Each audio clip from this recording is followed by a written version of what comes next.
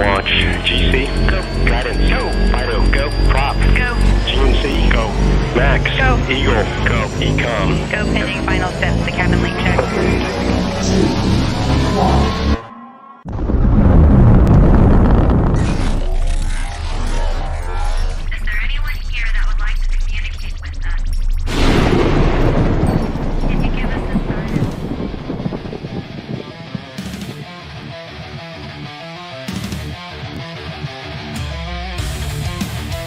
Welcome to the R.I.F.T Nation Network, the RNN, putting a slide in your glide and a dip in your hip. Welcome to the mothership, the home of the travelers of the universe.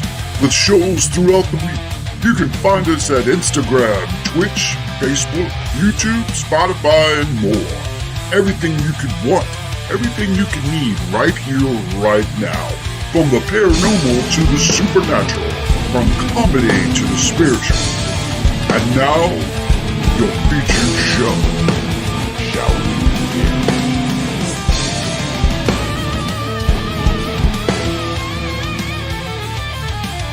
It's showtime, folks!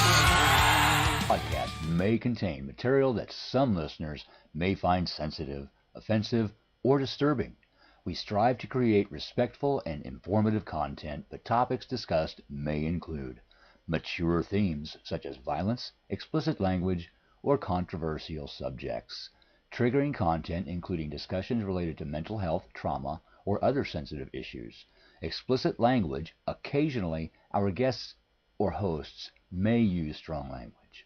While we aim to handle these topics with care and empathy, we encourage listeners to exercise discretion. If you find any content distressing, consider skipping or seeking support.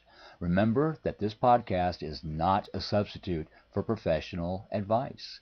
If you need assistance, please consult a qualified expert.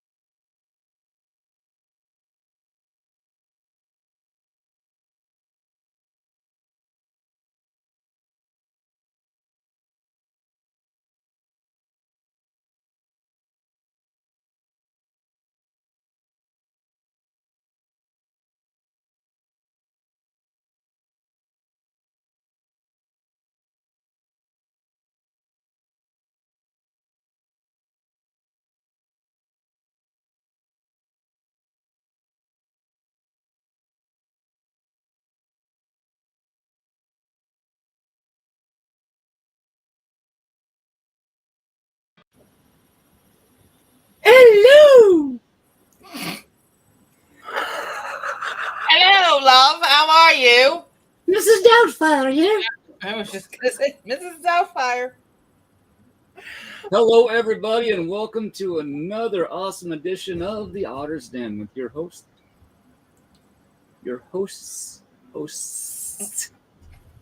Still getting used to the T, the S's sometimes, and then I'll say something, and the air will go under them and come out, and I'll fart out of my front lip, and yeah, it's a thing. So, anyway, welcome everybody, and your hosts, me, Keith Ottersburg, Jan, and Renee.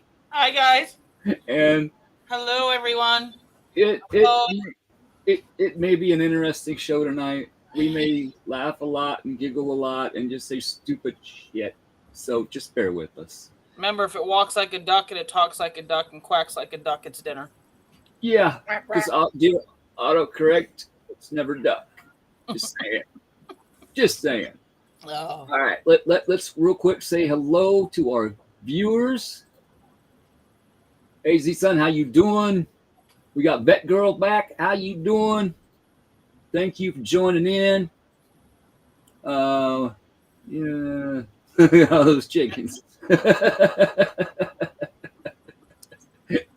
Vet Girl wants chickens. Hey, Lois, how you doing this evening? You almost got your cookie stuck in your yogurt cup. Oh, that's not good. Then you got to get a spoon and dig it out, or send in a rescue cookie. You know, Rescue cookie. Rescue cookie. Mr. Odell himself, founder of the Rift Nation Network, tips his top hat. Evening travelers and those alike. Hello, Michelle. How are you doing? Chris, welcome. Hey, Susan, how you doing? All righty, I think we're caught up. Please share, everybody. Sharing is caring. Mm-hmm. And yes, Chris, we called and we coordinated. We all decided that our hair should be back, our glasses should be on. Look at that. It's like, This is it's black like and we're going to business. We on our business. You got business in the front and party in the back. But the party's tied up at the moment. Just saying. All right, ladies. How you doing this evening?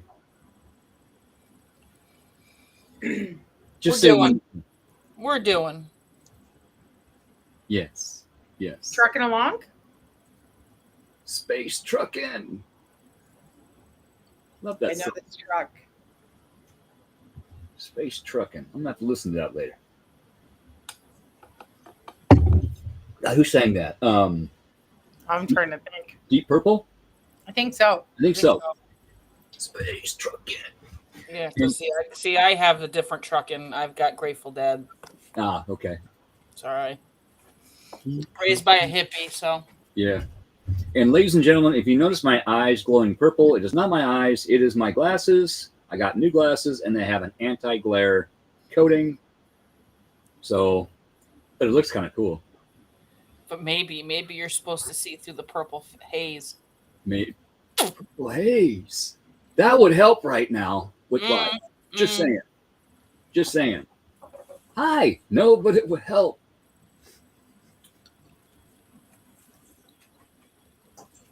That girl. I need all the help I can get.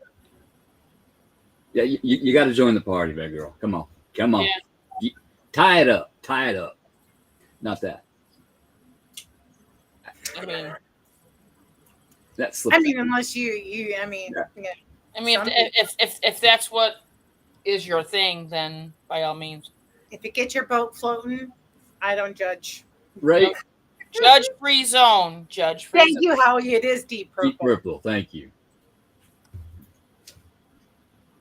So, everybody's weekend?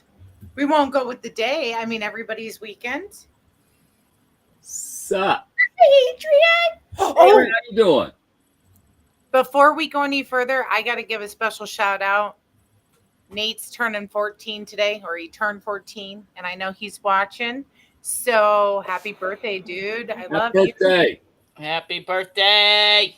He's rocking it in Colorado right now. Happy birthday. Parent free. Oh, I bet he's loving that. No, I had to take his little sister.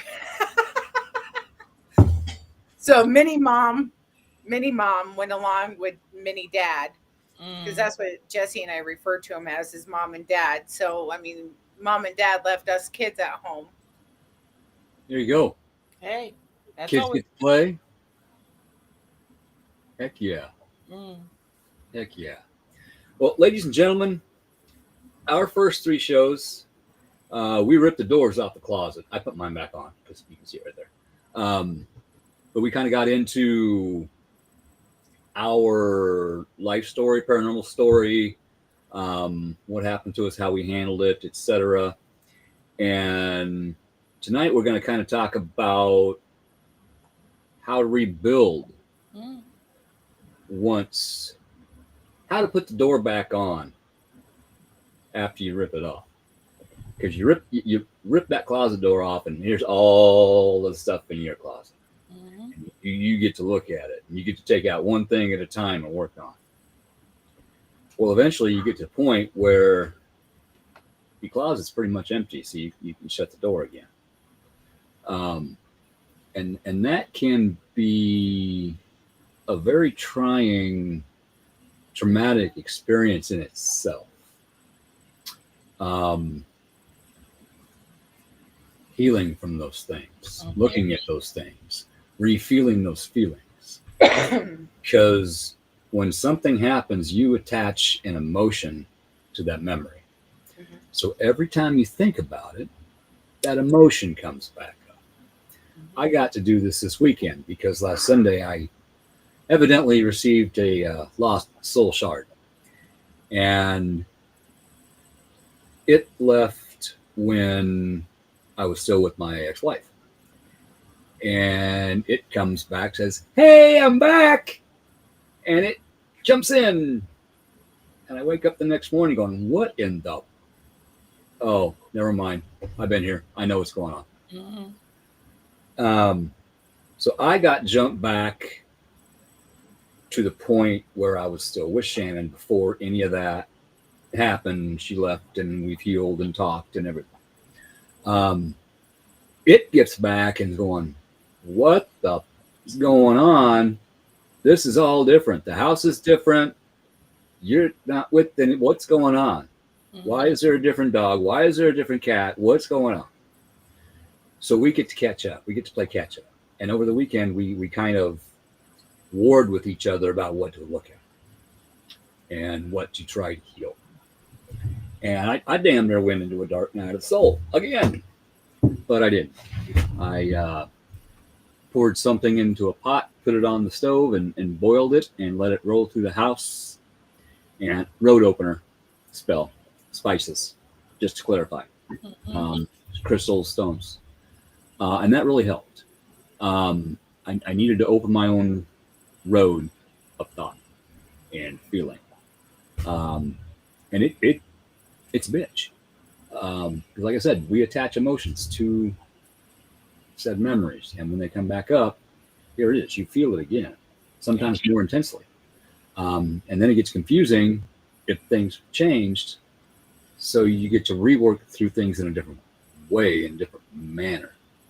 So you just got to take it one day at a time, one thing at a time, and realize, okay, you know what? I had a shit weekend, but it was beneficial to me because now I get to heal that part of me. And I have experience at that now. So it's going to go a lot quicker, a lot easier, and it's going to be a lot healthier for me. Does that make sense? Oh, yeah. And when this happened, I went from who I was Saturday afternoon to old me Sunday morning. Like that. That's a shocker. So I had to regain my current train of thought instead of who I used to be. Because who I used to be had somebody else whispering in the ear, telling me what to think, telling me what to say. Well, that thing's gone. So I get to choose. I get to choose this time. But everything that I had become up to that point was gone, and I went right back to how I used to think, how I used to feel. And that's going to take a journey. That's going to take some time for me to play catch up. I can't snap my fingers and make it better. This is going to take some time. It might take a week. It might take a month. It might take 6 months. It might take a year. I don't know. But before I make any major decisions on things, I need to do some healing. And there may be some people out there that don't understand that, and that's okay. But I've got to look out for me right now. Yeah, it's your journey. It's yours. Theirs. You're owning it. Interesting fact. Client that I've been working with for years. Helped her out here with some paranormal and learning about abilities and whatnot.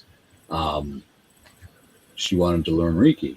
I have my Reiki master, so I talked to her and like, hey, I can help you with this. So I sent her first book and told her I'm going to give you a couple weeks to go over this, and then we'll get together and keep going on it. that also gave me a chance to go through the manual and get caught up and refreshed. All of a sudden, Sunday I'm locked. I don't know what. I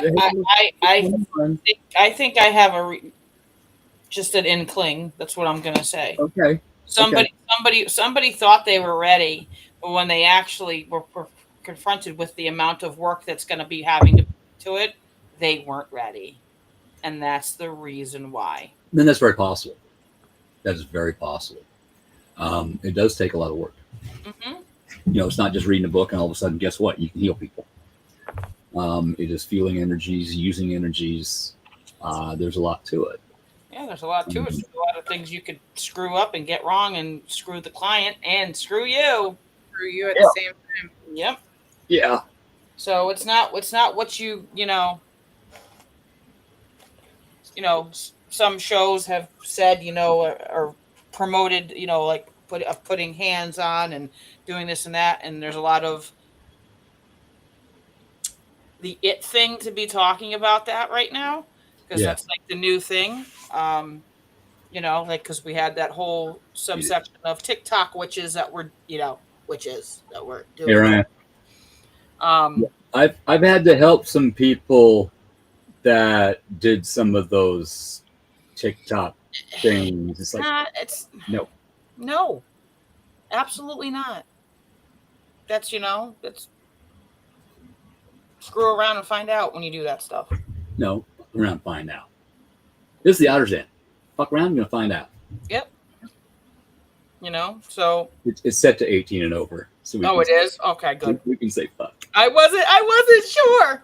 I try not to, but once in a while, you know what? Once in a while it has to.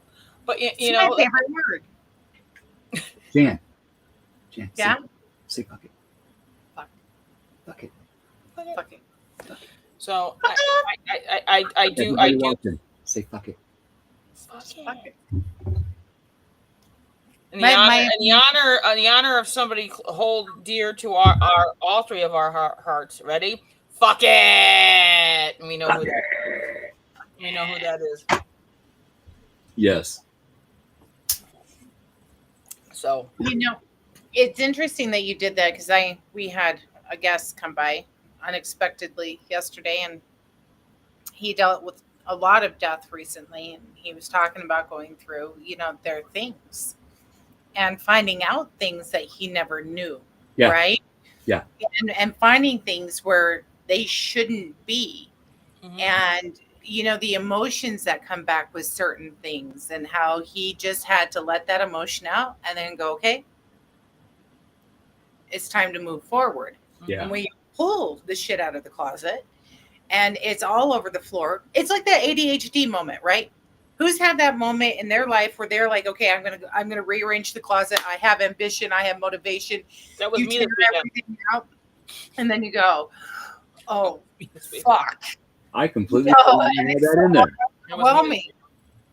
And you got to organize it, and you got to put it back. And do I keep this? Do I throw this out?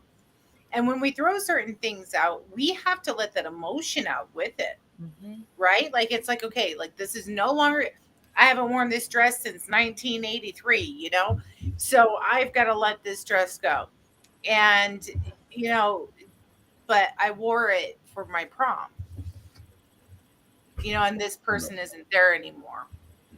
How do you deal with that? And that's hoarding emotions. Yeah, it is. Our closet is hoarding emotions. And that's what I always talk about, the stirring of the pot. You're in your own shit. And you've got to come up and out of that shit and realize, look, it's over. It's done with, because I'm tired of cycling. Yeah. Recycling the same. Recycling.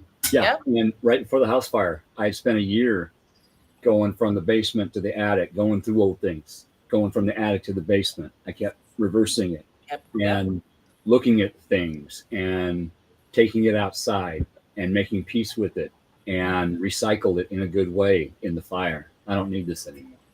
Mm-hmm. I had love letters from girlfriends in high school, just in case we ever got back together. Hey, look what I got. No, I don't need that shit. But I did get a hold of them. Hey, guess what I kept? Guess what I did? I burned it. I always say take a picture of it. You really want to keep it? Take a picture of it. And you know what'll happen? Is it'll just stay in your photos and you're never going to look at it again anyways. Right. So, yeah, it's kids' art projects. That's something. That's something I need to do. Is I need to go through my phone and delete pictures and text messages, and I try to do it every month, but I've gotten so far behind. I've got like 2 years of pictures I need to go through. I don't, work pictures, this, that, the other thing. I don't need those. That's not what I want to keep. And everything that I kept on my PC, family pictures and that, well, I got back into it. I bought a new computer, put the hard drive in, got it working, got some stuff to save what I wanted to it. And did you just hear? I just heard somebody say, fuck off. I heard a male voice say, fuck off. Say fuck off. Anybody else hear that? I heard it. But that was weird. When I went to turn the computer on to put the thumb drive in, won't work. Won't work. So all that's gone. Okay, fine.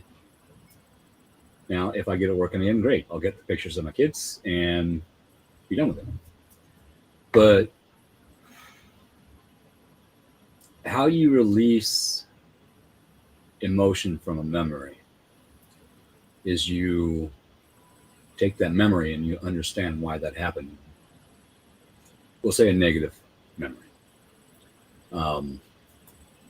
You got in a fight with your significant other. And it was very traumatic. You attached an emotion to it. Sadness, depression, fear, what have you. Well, every time you think about that, bring it up, boom, there's those emotions. So you don't want to look at it because you don't want to feel that.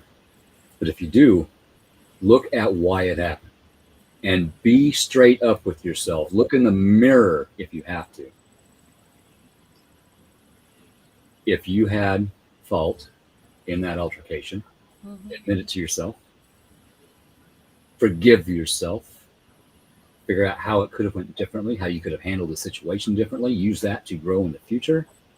And then look up spirit, whatever your flavor is. Actually pull that emotion out of you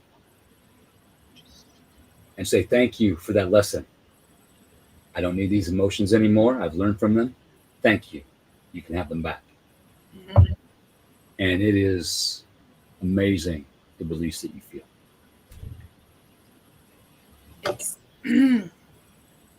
It's like when somebody dies, right? You can either look at it from, oh, they're gone and I'm never going to see them again and blah, blah, blah. Now, don't get me wrong. I have my moments.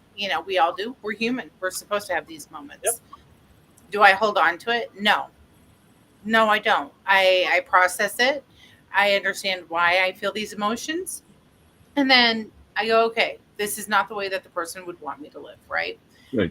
And you start bringing up the happy emotions. I always talk about graveyards. Graveyards drive me crazy because everybody goes to a graveyard to cry. I don't understand that.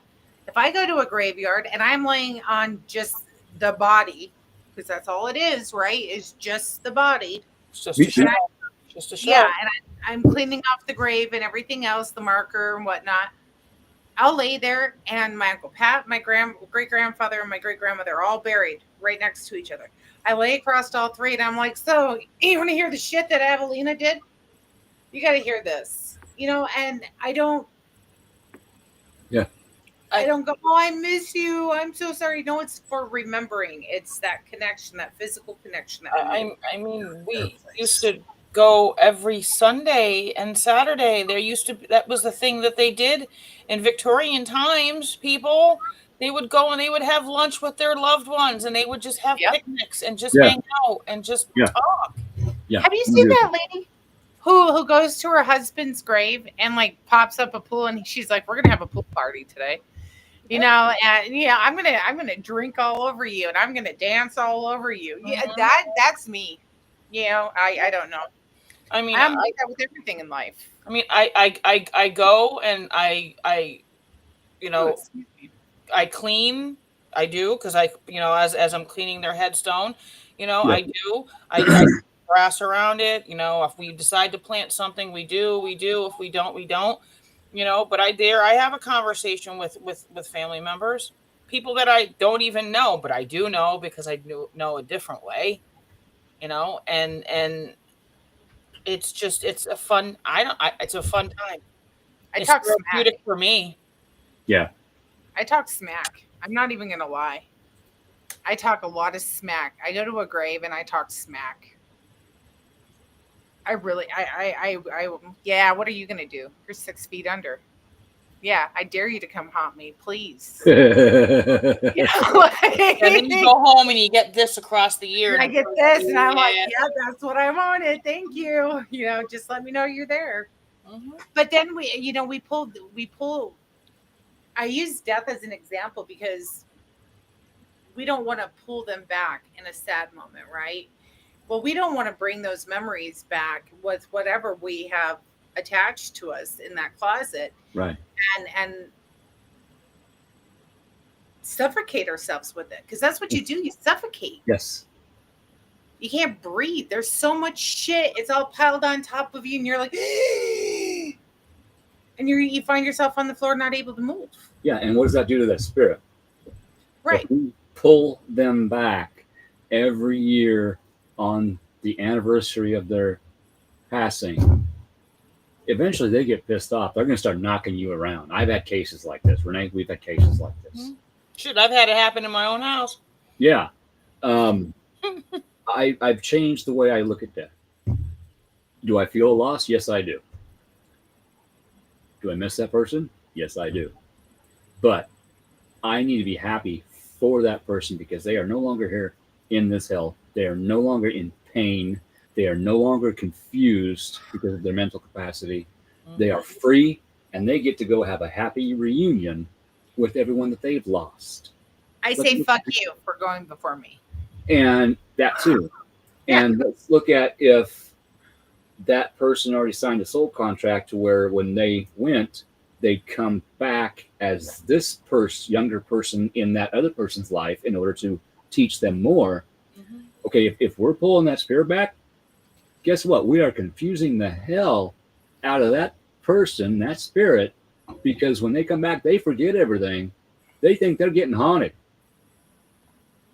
They think they're getting yanked out of their body, shaken up, and thrown back in.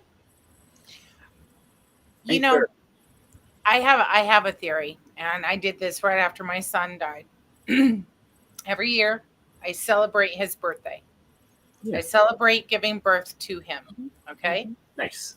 Plain and simple. We have a birthday cake, you know, and I make fun of him because he can't eat the birthday cake, and I'm going to eat it, and I get his favorite flavors, and I'm all up in his face like, yep, this cake tastes really good. You know, I wish you were here. Too bad it's more for me. Yeah. But on the day that he committed suicide, I will not put myself in that grief. I will not. I refuse. And in fact, the day he died, I refused to put myself in that grief permanently. I allowed myself to grieve. I was pregnant, didn't want to pass on those emotions. So it was a different process. Yeah. But I choose to celebrate the life that he had and the difference that he made. In 14 years, he made such a difference in so many people's lives. And I choose to look at it that way. Like, look at the accomplishments even after you're gone. They have a better awareness program. You know, they are more connected with the youth in the small town. They do this now. They do that. Pat, I'm so proud of you for being that person while you were living to have that influence while you were gone. Yes. You know, so I choose to celebrate instead of grieve. I like that. It's like an Irish wake, right? We used to sit around and drink for 7 days around the dead body and, you know, have a grand old time. That's what I want. You know, I don't want somebody to cry over me. I don't want a funeral. I don't want a funeral. No. Oh, I want shoot. a party. I want a party. And then every year, you better bring a bottle of tequila to either my gravestone or wherever you dump my ashes, and let's all have a shot. Let's smile and let's laugh and let's giggle. Yeah. I mean, and that's Just don't pee on me. There have been that trend of going around, but that's okay. But we're not going to talk about that here. I just realized what I said, Jan, and I realized probably what you're thinking. So I can't piss all over you. I can't mark my territory like I did Adrian. Fine, mark it. Okay, all right. But we need to look at that with things that have gone on in our life too. Why are we, even, okay, we talk about the dead and how it affects the dead. It affects the living the same way. Mm-hmm. It really does. And you may not know it because that person may be X minutes away, X miles away. You've not talked to this person, or maybe you do talk to this person every once in a while, but it affects them as well. Yeah. I'm the kind of guy that if I know you're okay, I can go a year without talking to somebody. But the minute we get back a hold of each other, there's no time difference. It's just like the last time we talked. We're that close again. If I know they're fine, I'm good. If they know I'm fine, we're good. They got their life, I got my life. Me and my sisters are the same way. They both have worked their ass off. And I'm the same way. And life is different now than when we were kids. Back then we went down to Grandma and Grandpa's every Sunday for dinner. Aunts, uncles, cousins, we all got together at Grandma and Grandpa's. But then over time, life changed. Okay. One person working could not support the household anymore. So both the parents had to get a job. Well, sometimes that job required working on Sundays, so we didn't get to go. And as we grew into teenagers, we had other things in mind. And my grandparents tried to teach me so many things, and I didn't pay attention. I wish the hell I would have. I've told them. I apologize. I had ringworm when I was a little kid from a cat scratch, and Grandma goes out in the yard when Mom tells her she's going to take me to the doctor, and she's like, no. She goes out in the yard. I go with her. She picks these weeds, takes them inside, boils them in water, puts a few other things in it, makes something that looks like the filling of an Oreo cookie, puts on the ringworm, wraps it, leave it on till tomorrow. Okay. Ringworm gone. I want to know that. Now, I want to know that. I want to know all of what she knew, and she tried to teach me, and I didn't pay attention. Do I tell everybody, ask your questions now? I love those little books. Those little books that you have somebody fill out that you love. Mm-hmm. Yep. My grandma's life, grandpa's life. Yep. I did that for Jacoby, so Jacoby knows. There you go. I didn't do any of that. But at the same time, I had a dark past in sharing. I've decided I'm going to use that term. I mean, we've talked about that extensively too. I mean, that's the most common used phrase with many people that say that. I mean, H.H. Holmes said it, Dahmer said it, Casey said it, Bundy said it, Dexter said it. Richard Speck said it. I mean, I can go on and on and on. Like my old show with Raymond, can go on and on and on and on and on and on. And it tells you there's a lot of people that have that. A lot of people. It's what you do with it. Yeah. Well. And that's everything in the closet. I learned from it. You learn. I got to learn from it. Mm-hmm. Learn and move on. Yeah. Am I pissed that my entire life was kind of fucked? Kind of, but yet I'm thankful for it. Because if I didn't learn everything I learned, and if I didn't finally find the strength to ask for help and to stand up for myself, I wouldn't be able to help the people that I help. And granted, it might be a person here or a person there. But I needed help and I got it. Somebody gave me the help. I'm proud to say that, okay, I can help you, or I can attempt to help you. Mm-hmm. But that person also has to want the help To help. and needs to do the work. Free will is a will. Free will is a thing. We help, they do the heavy lifting. Mm-hmm. Jan, Yeah. Renee, Mm-hmm. y'all both did the heavy lifting. And Yeah. I stole that from Steve. Fuck off, Steve. Love you. I mean, because the shit that's in that closet, it's not. It's heavy. It's not. Pretty little things. It's not things wrapped up in bows and favorite paper and. Let's get seven. Oh my God, where am I getting that from? Okay, that's It's not your Christmas closet. like what am I doing? Oh my God, like Sound of Music, like paper and strings. Oh my God, so somebody with Sound of Music means something. I don't know. But it's not nice stuff.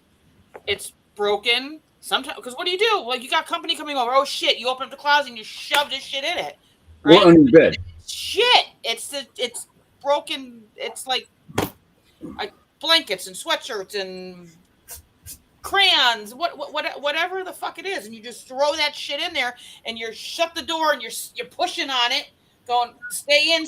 Then you get the door, and it's like you sit there and you go, oh, I can breathe because they're not going to see what I know is me. They're going to see what I want to be projected out to you. Yeah, you take the dirty pots and pans off the stove and shove them in the oven. Okay, you can come in now. Exactly. I guess I've been very different my whole life. I am who I am. This is me. You either like it or not. If my house is messy, my house is messy. But truly, my closet, I try to always keep organized. I try to keep straight. And maybe it's because I just didn't have the time. I didn't have the time to sit down and dwell on something, right? I didn't have the time to sit down and like overanalyze something. And if I overanalyze something, Lord help us all. I'm calling Keith, I'm calling Renee, I'm calling Jesse, I'm calling Adrian. I'm a very much so right here, right now, we're dealing with it. I don't have time in my life to sit down and to shove it in a closet. Right. I'm kind of hell on wheels that way. I just let's get through it. Let's pound it out so it doesn't come back and bite us in the ass at a later date. And I can do that now. I can do that now too, but that's not how I was raised. I wasn't trauma. It's the trauma. I was raised not to show weakness. Do not show weakness. I mean, don't cry. You are a male. Males don't cry. The fuck if we don't. Yeah. I mean, I was shown that you don't tell nobody anything. It's your business what goes on in your four walls and what goes on your four walls, meaning your house, and four walls of yourself. You don't tell nobody nothing. You're stone-faced. You're a trooper. Just eat it. And that's why another thing I always used to say is that you just eat it to the point where guess what? You just keep shoving it down. And then you wonder why you don't have a root chakra. It's blocked because of everything you've eaten. And if it gets bad enough, sometimes your root chakra gets switched with the crown chakra so that you can see that you got your head up your ass. You know what? I had a client like that once. I gotta say it. Michelle, if you're watching, love you. It's one of my infamous sayings, and I know 9 times out of 10 Jesse hates hearing it. Fuck it. It is what it is. There's nothing that I can do about it. It is what it is. Yes, that is me now. And that's the way people need to start looking at things. Like, you can't go back and change it. What is said is said. What is done is done. Mm-hmm. Now let's just fucking move forward. And you know what? It is what it is. And you just move on and you carry that lesson with you and you remind yourself of that lesson. Now, I'm not saying my closet's not empty. I have certain things in my closet that's between me and the powers that be. Mm-hmm. And nobody else will know that, maybe the other person, but I've already worked it out and I understand why I did what I did. And I've already asked for forgiveness but not necessarily from that person, but from the powers that be. Yeah. Yeah. And from yourself, And myself. I was young, I was dumb. the most important person that you ever need to forgive for anything Is yourself. you.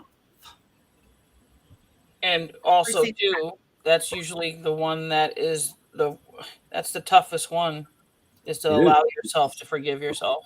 It is. Well, and that's that self-reflection, right? That's that's that pulling it out of the closet and looking at it. And I don't do the why, don't do the what ifs. What ifs? The what ifs drive me crazy. Well, what if don't do a what if. You did what you did. You can just continue with the what ifs. Mhm. Just stop the bullshit right there. Okay, Here it is. use the what if for your future. Yeah. Okay, what if I get into the same situation and I handle it differently? How are you going to handle it differently? I handle it with compassion and empathy while I'm listening to my partner tell me how they feel about something I did. Maybe I didn't come home right away from work. I was 20 minutes late from getting work, and I forgot to text them, hey, I'm going to stop by the grocery store and grab a chicken. Okay? In their past, that might be traumatic because of what they've gone through in the past. Mhm.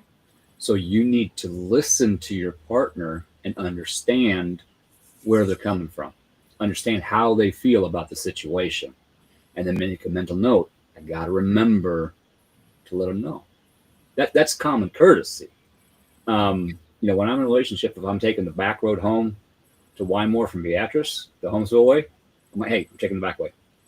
That way, if something happens, I get in an accident, I hit a deer, I flip my truck, she knows where to go. Yep. I always say that. Tell me where you're going, when you're leaving, and what time you expect to be home. Yep. If you're late, then I know to worry if you don't text me. And please tell me at least one person you're going to be with. So that way, if I can pick up that phone and go, okay. See, that's one thing that my ex didn't do. Neither one of them did. And they thought it was me controlling them. No, it's common courtesy. I always tell you where I'm going. I always tell you who I'm with. If I leave the place, I let you know. Because I love you and I care. That's what I do. That's what I do with Kelly. I mean, when he's out, before we had Jacoby, when he would go out and kayak, but now that when he takes Jacoby with him, I go, before you leave that house, where are you going? Going to Lake Bisic. Okay. When you're there, tell me you got there. Okay. Tell me you got the kayaks in. And at that point, I know you went in the water at this time. This time. So something happens, like, that's a timestamp. I got it exactly. It's timestamp. So I know, like, hey, I haven't heard from him. He entered the water at 8:36 at the boat launch. Yeah, and we get a hold of Joni and say, hey, Joni, this is what we got going on. Exactly. I got a timestamp. Exactly. Exactly. And it's not so I can go out and do whatever I want and know I have this free time. Right. And, because a lot of people think that way on the back end, like, oh, well, she just wants to know so she can clear the house out. Or he wants to know. No, it's no, because I'm waiting for you. Mm-hmm. No. And you know what else? And then the second he gets out, he goes, I'm out of the water. So then I know he's on land. Yeah. And then he'll say, leaving parking lot, be home in 30 minutes. Yeah. Jesse does it with me. Jesse goes out in the middle of nowhere. He makes sure he lets me know where he's going, and if he doesn't have cell phone service, I know to start to worry after X amount of hours. Mm-hmm. How long are you expected to be out there? Well, what are you doing? Is there anything that's dangerous? Which it's all dangerous with what he does. Yeah. So, and then he travels 3.5 hours home on the weekends. And so there are times that you cannot pick the phone up and send a message. If you're right in the middle of something that's dangerous, you can't. But as soon as you can, okay, hey, sorry, but I was doing this. I'm good now. Mm-hmm. Let them know. And if whoever I get with in the future, if I'm sitting here, say I get up in the morning before they do, and I'm out on the front porch with my coffee, maybe a client gets a hold of me. So I'm working with the client. They come out. Who are you talking to? Oh, my client here. Yep. Here's my phone. Mhm. Yeah, I got no problem with that now. Here's my My code. phone is your phone. You It's need like the number, those. get it out. It's like those reels. If you go to reach for my phone and I have my food in front of me, I'm going to guard my food before I guard my phone. Yeah, and I always lay my phone down, face down, screen down. The reason I do that, do you know how many wrenches I have dropped on my phone and broke it? The cameras. Yeah, Scratch the camera. the screen. It's Yep. it's a protection thing, not for me. It's for my phone. These things are being expensive. Exactly. I've had people at the bar drop beer bottles on my phone. Yep. So, screen down, it spills. You got a chance to get it dried off before it gets into your phone to the screen. Mm-hmm. There's a reason. It's not because I'm hiding who I'm talking to anymore. Notice I said anymore. That's growth. But this is $1,000. I got it when I had, my insurance money because my old phone got locked up. Amen, that girl. Amen. Always guard the food. Yes. Somebody. Joey, don't share food. Especially when I was pregnant and it was Chinese food. Ooh. My crab ragoons are my crab ragoons, not yours. There you go. You get none. And one thing that you're going to notice when you're going through a healing process is you're going to notice your social circle getting a lot smaller. And that's a good thing. Yep. Because a lot of those people weren't good for you. Mm-hmm. Because you were this version that got along with that person, even though you watched that person do things that you don't agree with now. That's growth. Mm-hmm. I have a very small circle. These two lovely ladies are part of it. These are two of my best friends. I've got some other best friends.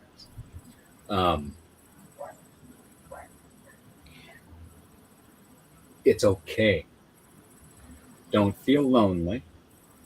And sometimes peace can feel like boredom and loneliness because you're not used to it. You are used to constant chaos Mm-hmm. in your life. Mm-hmm. So all of a sudden, you're sitting on your couch and you don't have anything to do. Your phone's not blowing up. Guess what? That's a moment of peace for you to work. Yep. The kids are gone.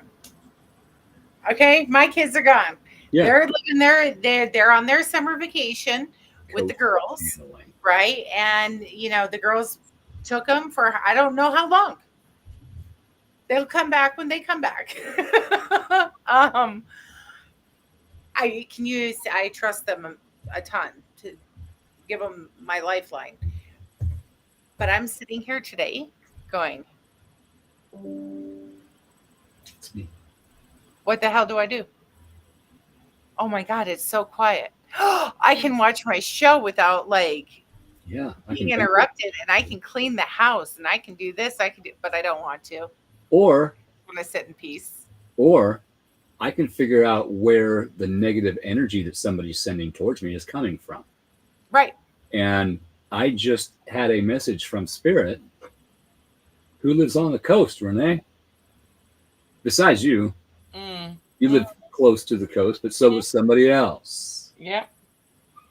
Clear answers. Oh, by the way, tally me.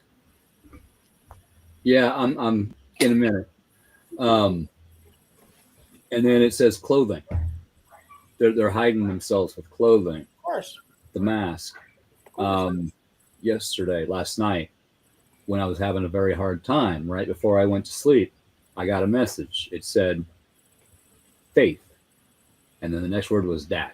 That was my dad telling me, just have faith in yourself. You got this. Mm-hmm. That was at 10:31 and 10:31:15. On June 22nd. Today is the 23rd, 23, 22, 23. Both numbers are significant. So our guides, our spirits, our past loved ones will help us get through.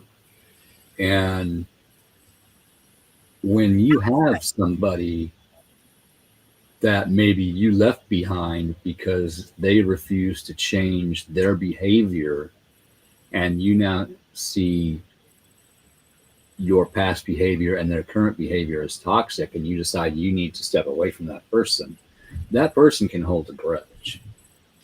And words and thoughts, when you think words, guess what? It's word spelling. If they're thinking nasty things towards you, that is sending you negative energy.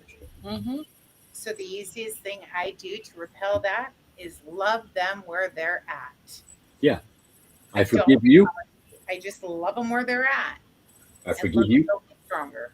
I forgive you for my peace. But I'm done. If that's a problem with them, that is their problem. It is not my problem. I can control me. I cannot control anything else, because if I try to control everything else and everyone else, the control controls me, and I have none. So if I just control my reaction, the way I handle things, my words, and I just do it with love, with no ill intention, anything that they try to put towards me, it's like water off of a duck's back. It just goes right back into the pond, and it goes right back to them. And then they have to think about it. And you know what? You mentioned something about loved ones helping you. Just ask. Yes. 100%. Just ask. Give them permission to help you, to guide you. My Daddy, I love you. I know you would have the best advice for this. You probably gave it to me at some point in time. Please let me remember this advice. Please whisper it to me. Please help me get through this moment. You know, I don't know where I'm going. I don't know what I'm doing. And it'll come to you. It may not be right then and there, but a couple of days later, you'll be like, oh, yeah, that's right. That's what he said. That's how I get through this. Yeah. You know, it's. But when my dad was alive, if I'd have went to him with what I was going through yesterday, he'd look at me and say, beer's in the fridge. Now that he's passed, he says, faith. There's a difference. Because they change. Heal. They change. You've got to heal who he was here. They're total different beings. Yes. Okay, that girl must be mean, because I caught myself doing that. I caught myself fasting. And I was like, why am I fasting? Like, I must be fasting for some reason. No, it's good every once in a while to try and do 72 hours if you can. I mean, you know, I actually kind of accidentally did that this weekend. I wasn't hungry. When I get depressed, I don't get hungry. I don't eat. And I made myself eat once Saturday, and I made myself eat once Sunday. So in a way, I was also fasting. Today I had breakfast, I had lunch. I haven't had supper yet. That might be club crackers and easy cheese. I don't know yet. That's my treat. Because I was a good boy. I also have chocolate chip ice cream. No, it's Oreos, cookies and cream ice cream in the refrigerator, in the freezer.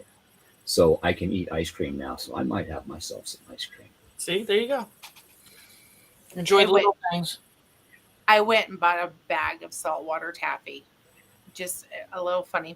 And I have to watch how much salt I have and everything else. And I woke up this morning. I couldn't figure out why my face, I mean, it's still swollen. Yeah. Right?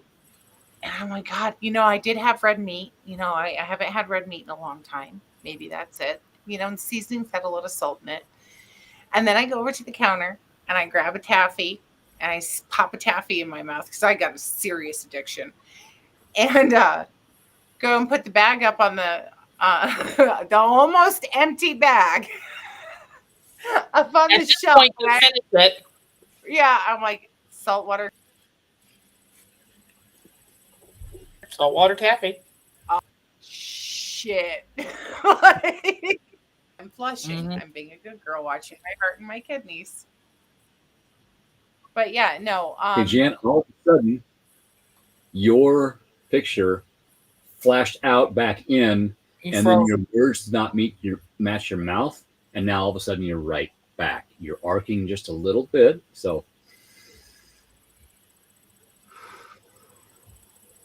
It's all that salt. forgive yourself. Forgive yourself for binging on the salt water. Yeah, I have to. I have to. That's why I have my bag of extra candy.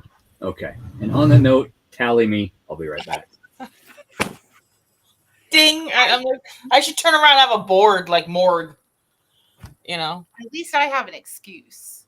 I mean, well, yeah. You know, but but to get back to like closet, see, like we're in my case, it was the only way I was taught because my mother had hers, and it's like I kind of superimposed and took on hers, took on my grandfather's, took on this one, took on that one, and that's why I said this time around, you know, if you look at my birth chart and Joni has, I came here, settled the debt, and did what I was supposed to do. So this time I get to go home and stay there. I hope, I pray, please, you know, because my birth chart says like my north and south node. Well, I did it. I was here to break chains and heal my family. Well, I damn well did it. Well, you know, going through your closet and realizing something like that is breaking chains. And that's important too. When you go through your closet, you then can show your children, your grandchildren, you know, your future great grandchildren, that it's okay to be messed up. It's okay to have these problems. 100%. It's like hiding the family addict, right? You don't want to stash that family addict away because addiction is what? Inherited. Mm-hmm. It is genetic, right? Yep. It is, they have found this. So why hide that? Bring it out into the open and don't bash that person. You know, just be like, okay, they're an addict. Here they are. Now, we have addicts in my family and children too. And what do? I love them where they're at. Yep. They can mess up. They will figure it out. I don't have to allow it in my life, but I'm not going to hide the fact that it's there.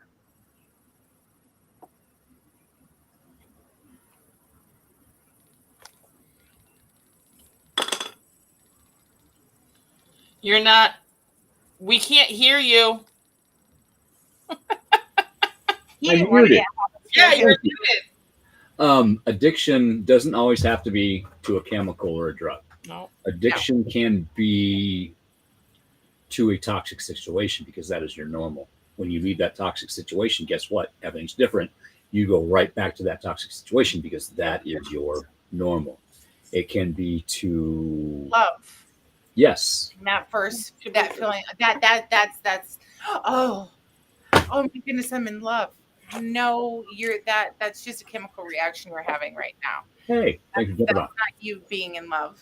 That's the who has my kid right now. Both of them. But addiction is also the thought process, right? You can be addicted to being depressed. You can be addicted to being the chemicals, the cortisol, because it is chemical. You know, if you've lived in a fight or flight situation your whole entire life, you are addicted to that fight or flight. So you have to sit down and you have to actually analyze that and go, why do I put myself in this predicament? Why do I handle it this way? And you know what? Let's be honest. I kind of really like it because I keep doing it over and over again. Hi, Jenny. Hey, Jenny. You know, so we have to look at those things and really analyze it. That's why you shouldn't jump from relationship to relationship to include friendship. I'm not just talking about one love life to another love life, from one person to another person. You have to sit down. You have to be by yourself and build your foundation. Yes. Build that foundation once you clear your closet. Yes. I was the one that would jump out of, I would I would see the separation happen. So I would push the person away so I would not get abandoned because I had childhood abandonment issues that I didn't realize. That's a big one. Okay. I don't know if Adrian's still here, but So I we've would talked about that. find a new relationship while in the last relationship, so I had a place to go, so I wasn't alone. Well, when Shannon left, I didn't do that. And in ways, she's helped me through this process, and I've helped her. So I'm thankful for that. I'm grateful for that. I actually spent 3 years single. And then I got into a 9-month lesson. And I say lesson because I learned a lot of things about myself. I am grateful for that. I am grateful for that opportunity.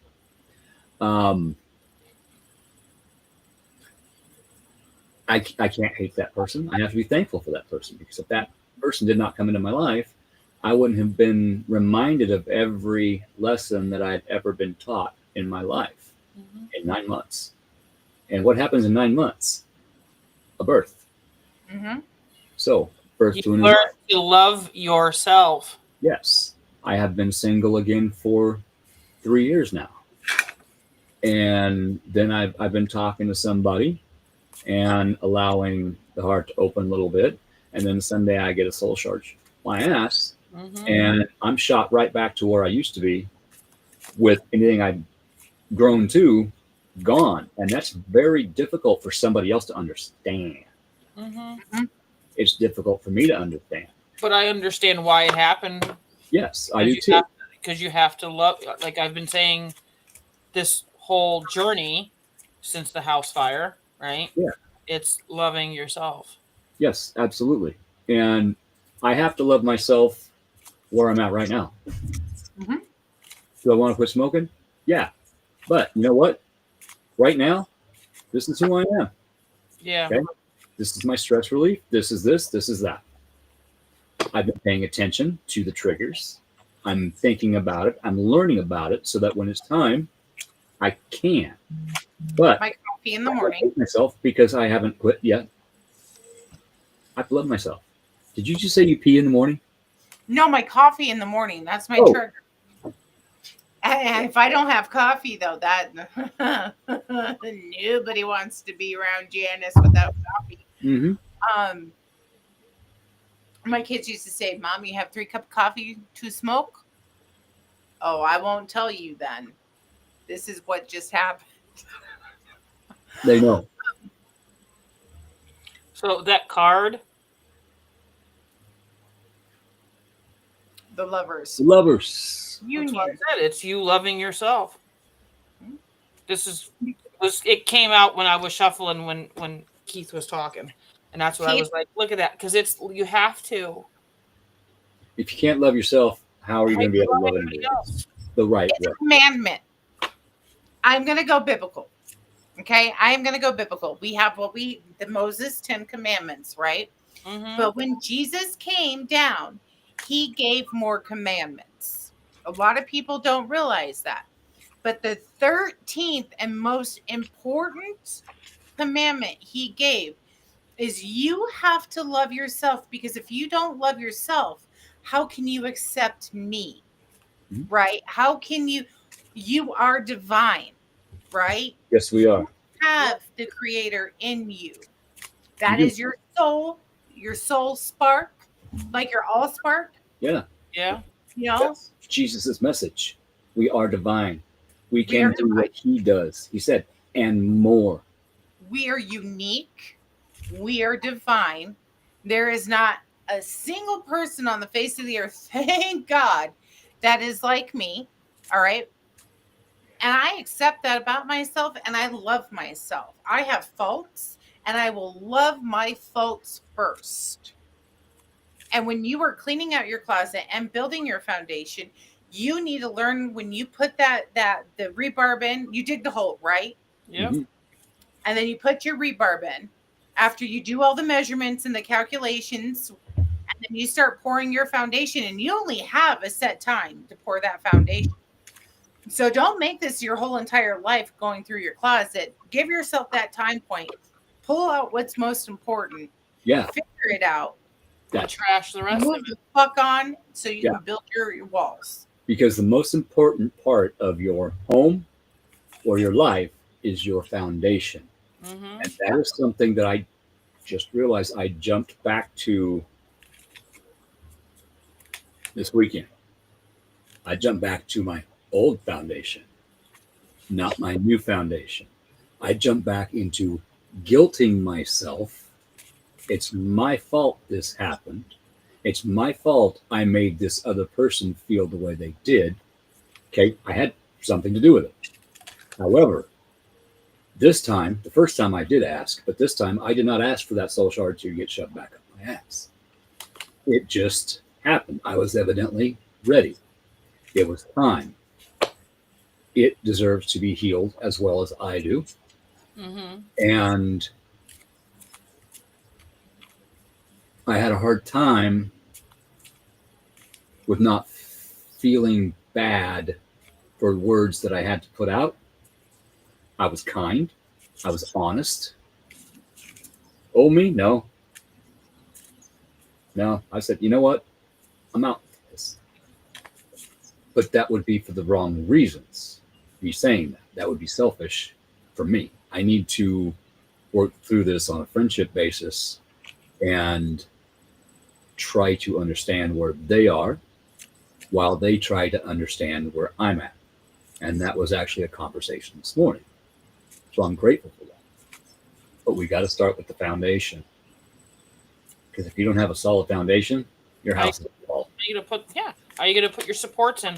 How are you gonna put in, your rafters? How are you gonna put your subfloor in? How are you gonna frame your bathroom out? Better yet, here you go. How are you gonna reframe your closet so you can put your door back on? Yeah. Because Yeah. you can't do it. You just can't. It took me 3 years to be able to hang that door. I'm okay with that. I wanted to have this house done in a year and a half. Guess what? Didn't happen. That's okay. Same here. It's going to be a lot longer before I ever get it done. That's okay too. But I've noticed I have been jumped back into a repeating cycle, but yet I'm in a better place. And I have to understand that. Yeah, I'm in this cycle. Get up, go to work, come home, work, pay the bills. I have enough money to pay my bills right now without using my credit cards. I am very thankful for that. That is part of the change of the past repeating cycles. Okay. It's close, but I went from here to here. That's a step. Now I need to get from here to here and then from here to here. It's tough though. It's hard. It is. It is so hard because Sorry. But see, okay, but look, let's bring that's when look at you're talking about that strength. Yes. Yes. it takes strength. When everything just happened to me over the past couple of years, since my sons died, I had that defining moment of, okay, I need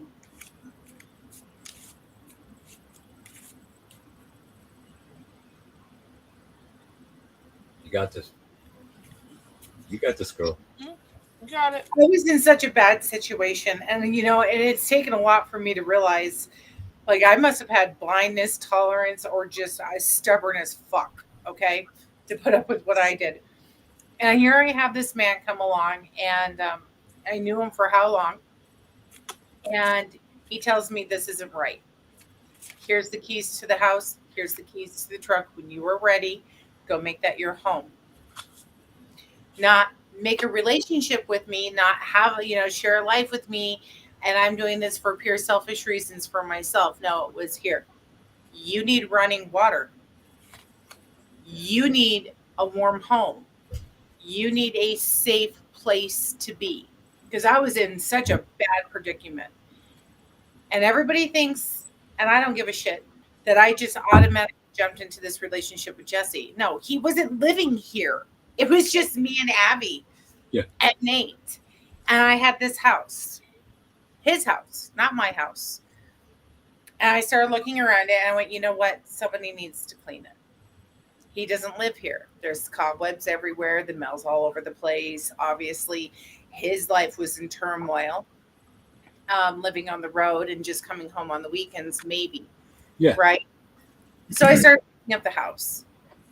And then I started taking things apart. And then I started fixing this. And then it was, hey, can we do this?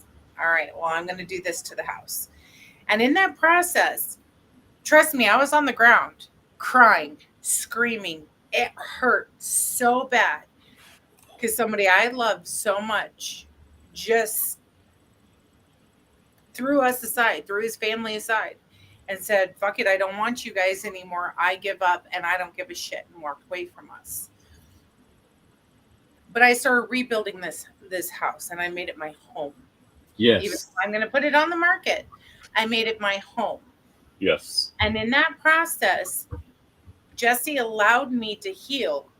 Jesse had the patience and had the time, saw the potential, and I was very sick too. I was 200% estrogen. I was dying. Nobody knew what was wrong with me. And he just loved me through it, not because it was benefiting him. Right. Right? Mm. Huge difference, because he was helping me find me again. He knew that I wasn't going to be with him until I could sit down and I could come to terms with everything. He Right. knew that I needed time to heal. He gave me the distance and the time and the patience. And that's true love. It is. I'm sure that wasn't easy for him. And no, I know it wasn't easy for him. That's why I give that man ultimate props. He's an amazing man. I'm just going to say that. He is. He absolutely loves me. He loves the kids as they were his own. Nobody would know the difference if I didn't say anything. I wouldn't have known. To be honest, I wouldn't have known. Right. And he helped me figure out my foundation because I did lean on him. I did ask him.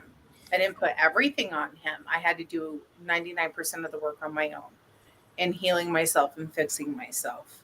So this home is a reflection of me, and I'm starting to put everything together and projects are starting to get done. And I tried to sell this house, right? I tried to. And not that long ago, a couple of weeks ago, I tried to have somebody just come in here because I'm sick and tired of doing it. And you know what God said? No, I'm going to put a stop to that, and halted me. Took the house of my dreams away and said, no, you're not ready yet, bitch. You still have a back room to do. You still have 2 bathrooms. You still have, a kitchen to do. You still have a laundry room to do. You have this to do, and you have so much more to work on. And I'm going to be frank with you. I hate this town. I hate it. I never wanted to move back. And did it get me down? Both these guys will tell you, yes, it did. I hit rock bottom and I went, I'm never going to leave. And I put myself into this despair. Nobody else did. I did. Yep. And then I had to turn around and go, okay, you know what? Get the fuck over it. It is what it is. Yeah. I mean, it's eerily sounds familiar. Like I used to keep telling Keith when he was just, I go, you need to do it. The house is going to heal you, and you need to heal the house. Mm-hmm. I didn't know how I was going to. I remember that.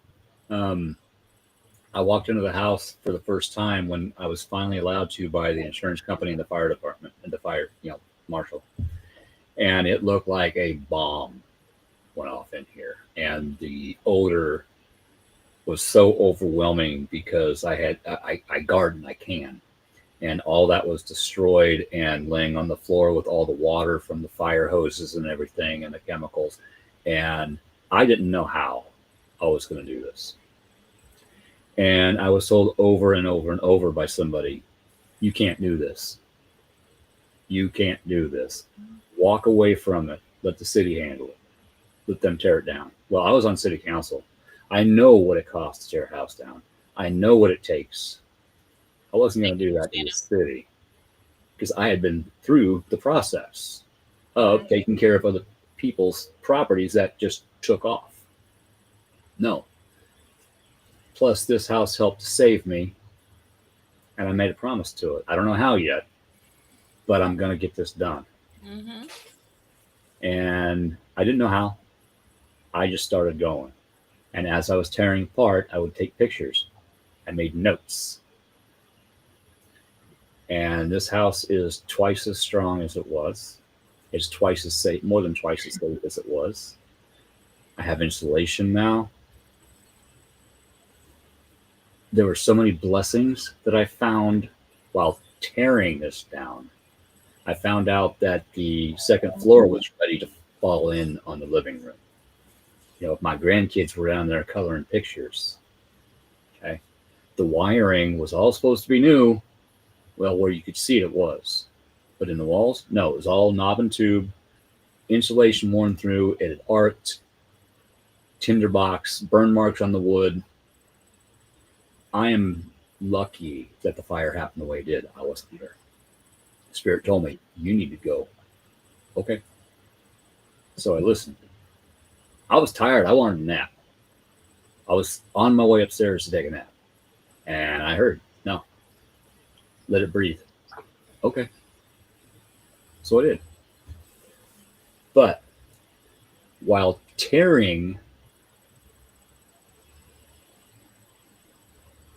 removing everything from my home, the inside, I walked in the front door. There's my basement, block wall all the way up to my roof. I have a basement, first story, second story, and attic. There was nothing left in here. I'm sitting on my second floor right now.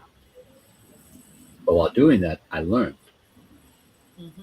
I learned about how they built this house. I learned what shortcuts they took when they built this house. I also learned what shortcuts I used to take to build my house and what I needed to do to build it back up correctly. Mm-hmm. That was rough. But you find the strength, right? Yeah, I did. While everybody told me, you can't do this. You know what? I can't. I don't know how, but I'm gonna. And I will take pictures and videos and post them. Did. And guess what? One of his biggest supporters that he could do it, he'd send me a picture and go, look at this shit. And I'd go, I'm damn proud of you. Yep. Oh, my red green moment video. Remember that? Yes. The big, huge support beam supporting the entire second floor. I didn't know. I mean, that thing was heavy, and I didn't know how I was going to get it down. So I went out in the garage and looked what I got, and I looked what I had, and I looked at my truck, and I looked at a log chain, and I looked at the front door. I'm like, you know what? Fuck it. So I wrapped the log chain around the support beam, guided it out the front door, hooked it onto my bumper, and I made a video of it. Mm-hmm. And it worked. It worked. I thought, nah, this is going to be bad. But it worked. Mm-hmm. It worked. I had the girls over and they brought their husbands this weekend, and Jesse and I are trying to just pound this out. And I only get him one day a week. So it's rough on me. So the girls came and brought their significant others, and we hammered out the painting in the back room. We hammered out X, Y, and Z. We got so much done. And I was talking to Keith the other night, and I'm like, you know what? Why don't you just do a burnt plywood floor? And then I was like, wait, hold on. Is that for Keith or is that for me? So I called Jesse, and I'm like, hey, I have an idea for a floor. And look at what happened. It's beautiful. We did it, and it's absolutely beautiful. It is. I can't wait to get it finished. I can't wait to get it stained. I can't wait to get poly on it. I'm thinking. Well, we had talked After about you that. saw what I did? We talked about that for your kitchen cabinets. Mm-hmm. We had talked about that. Yep. Because I'll see things, or I'll be like, wait a minute. Well, he's got all that lath up. I'm like, we can solve this problem. And I will send him this and go, look at this option.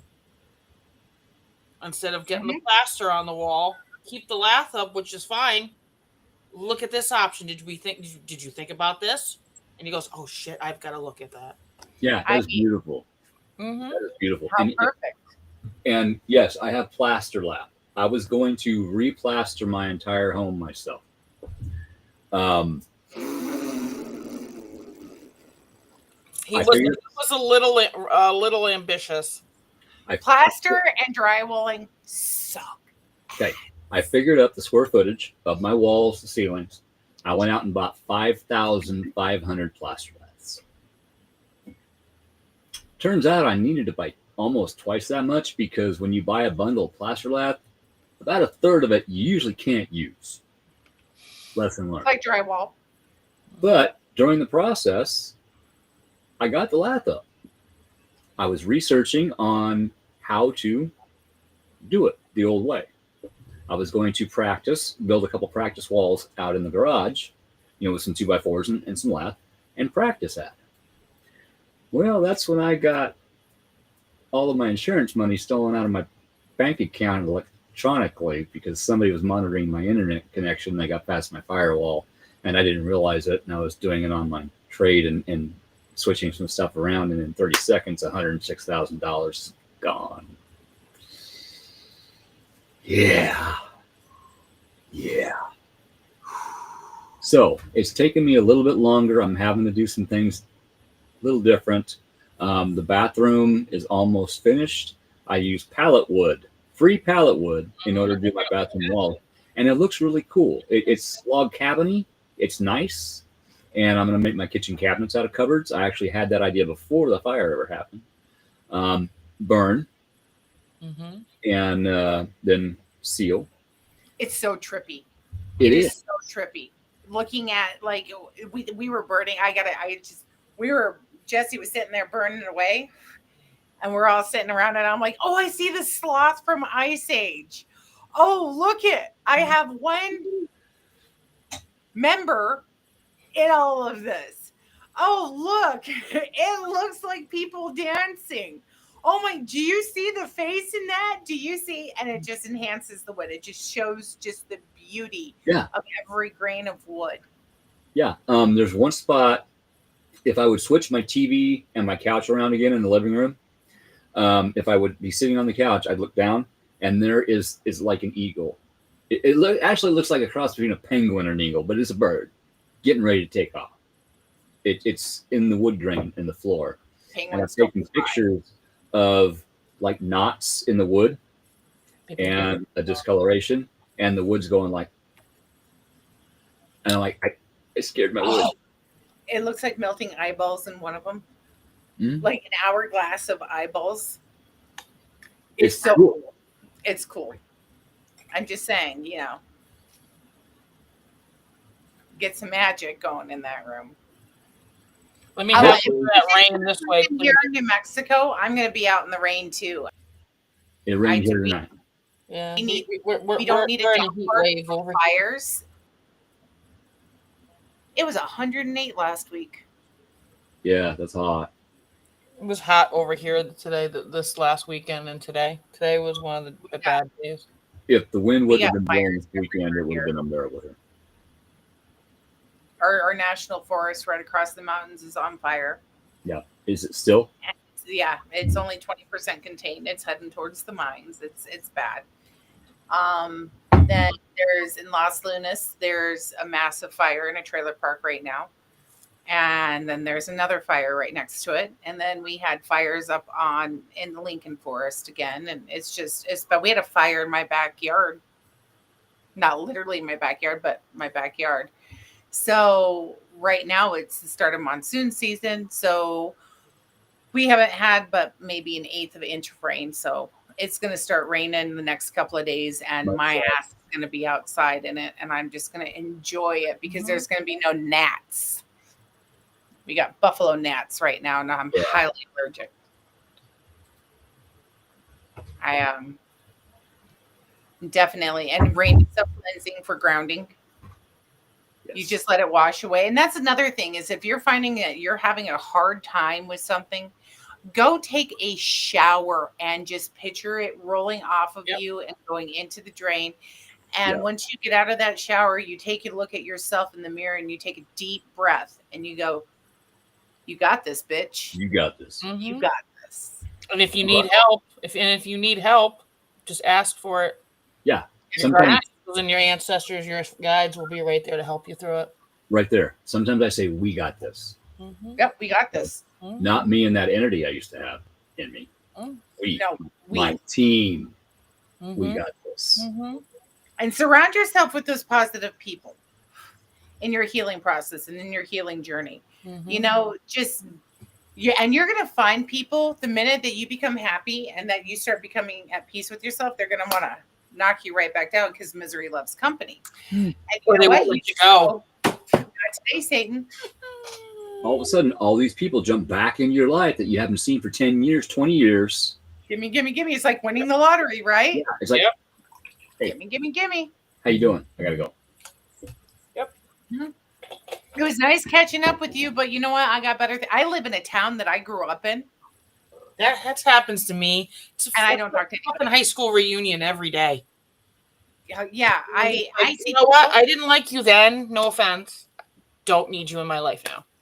When I walked into Walmart to get my new glasses, I've waited a long time to get new glasses. I'm sitting in the optometrist, talking to him, and we're adjusting and everything. I saw probably 6 people from my past that I haven't seen in years. And as soon as I saw them, I felt the urge to turn. So they didn't see me.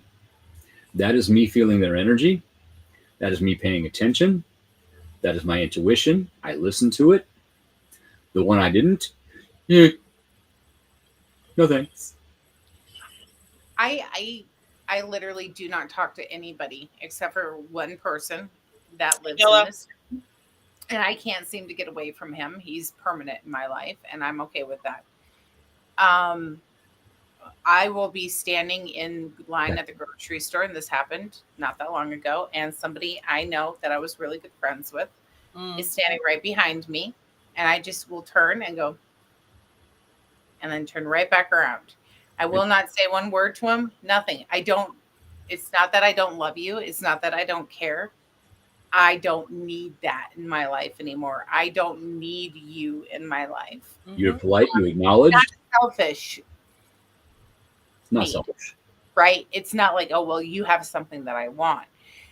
No, right now it's just me and it's my family, my select few. And I can count on one hand, and I'm okay with that. Yeah. Completely okay with that. Yes. It's when I want you in my life. There's a difference between need and want. And people have to understand that you don't need it. Do you need it or do you want it? And when you go through your closet, you need to think that, do I need this or do I want this? Like that's the most important question. Do I need it?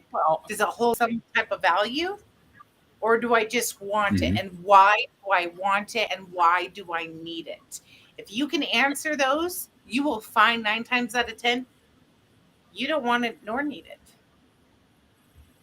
My favorite question is, does this bring me joy? If it doesn't bring me joy, what is it doing? It's just how I look at it. If it's not bringing me joy in some kind, and meaning good joy, some capacity, bullshit joy. And if you keep that shit, it's just another freaking anchor holding you in that spot where I tell everybody you're in your cycle of bullshit and you've got to drop the weights. Quit lying to yourself. Drop who you are. How do people lie to themselves? I mean, no, I get it. Okay, I get it. Honestly, though, I am the type of person, I self-reflect every morning and I self-reflect every night. Okay, I get up in the morning and I don't get on my phone right away. I get up in the morning and, of course, I do my prayers and I bring myself that peace. That is my first thing that I do. It doesn't matter what you believe. Thank whatever you have in your life for a new opportunity, a fresh start, a new day, to do things right. Yeah. That is allowing yourself forgiveness. It is allowing for you to move forward and to go on with your day. And then at the end of the day, sit down and go, okay, you know what? I didn't handle this situation with Weena the right way. So, I got to sit down and I got to think about how I'm going to handle her tomorrow. Or what happens? My roses I and just thorns. repeat it. Mm-hmm. And I don't want to yell. I don't want to scream. I don't want to carry the last day's birth. I don't want to eat yesterday's leftovers. Right. Mm-hmm. I don't. I mean, if I have to, That's I how I have look at it. Roses but I and don't want to eat it. Yeah. Mhm. Yesterday's bullshit is yesterday's bullshit. Today is a brand new day. Yeah. That cup of coffee, that time to reflect and to put that positive thought into your head. Stop the negative thinking. Yes. Don't sit there and go, oh God, it's Monday. Go, whew, it's Monday. It's another day. Let's go. Let's bust this out. Yeah. It's the beginning of the week. Let's get this done. Let's go. Keith, here's one for you. Why is it always so damn hard? Why do people make it so damn hard? They just need to remember what? It's as easy as breathing. Yep. Breathe in. Breathe out. When you asked why is it so hard, I was going to say because I'm a Scorpio. Well, I know that much. You have to pee.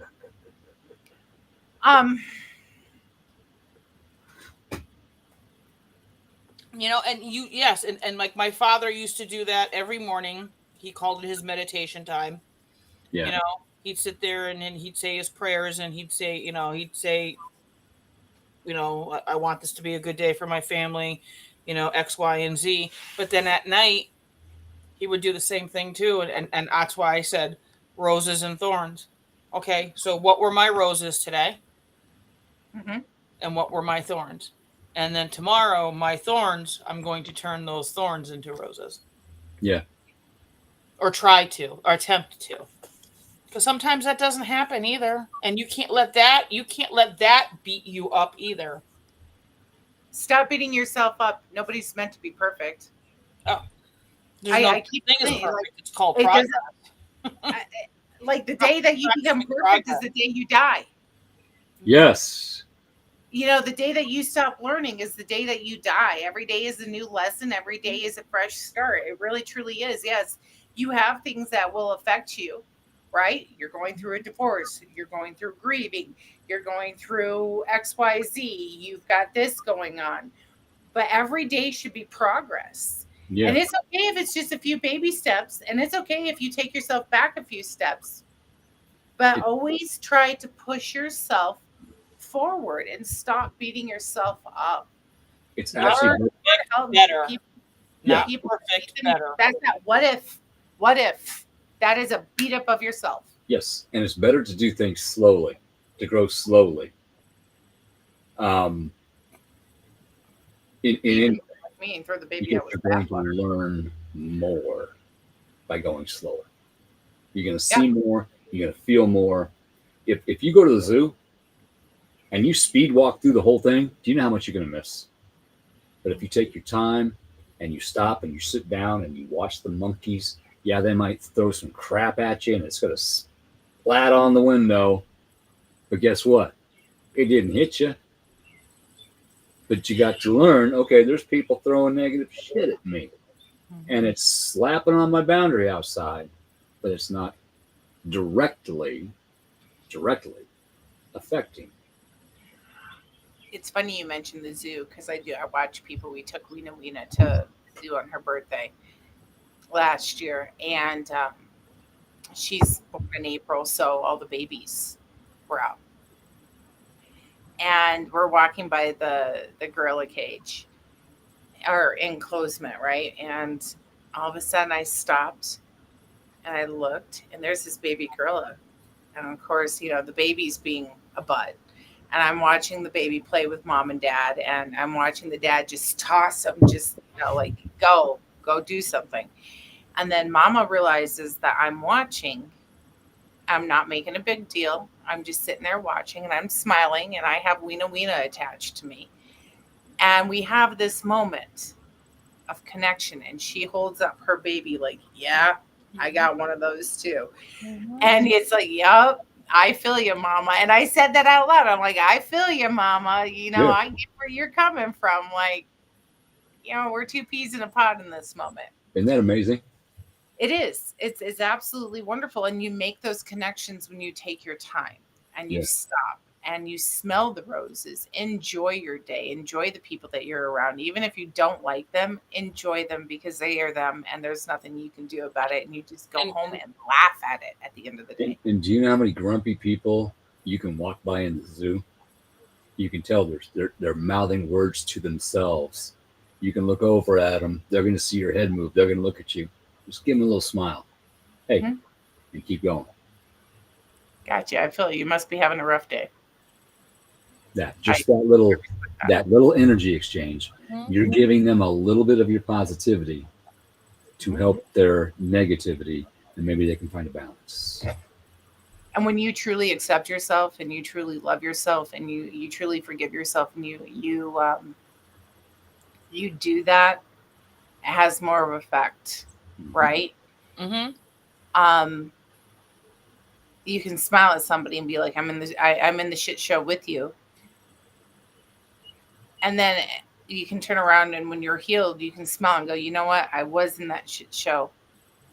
There's hope. Yeah. Spirit gave me the gift of being in that shit show so that I can learn how to help others that are going through it.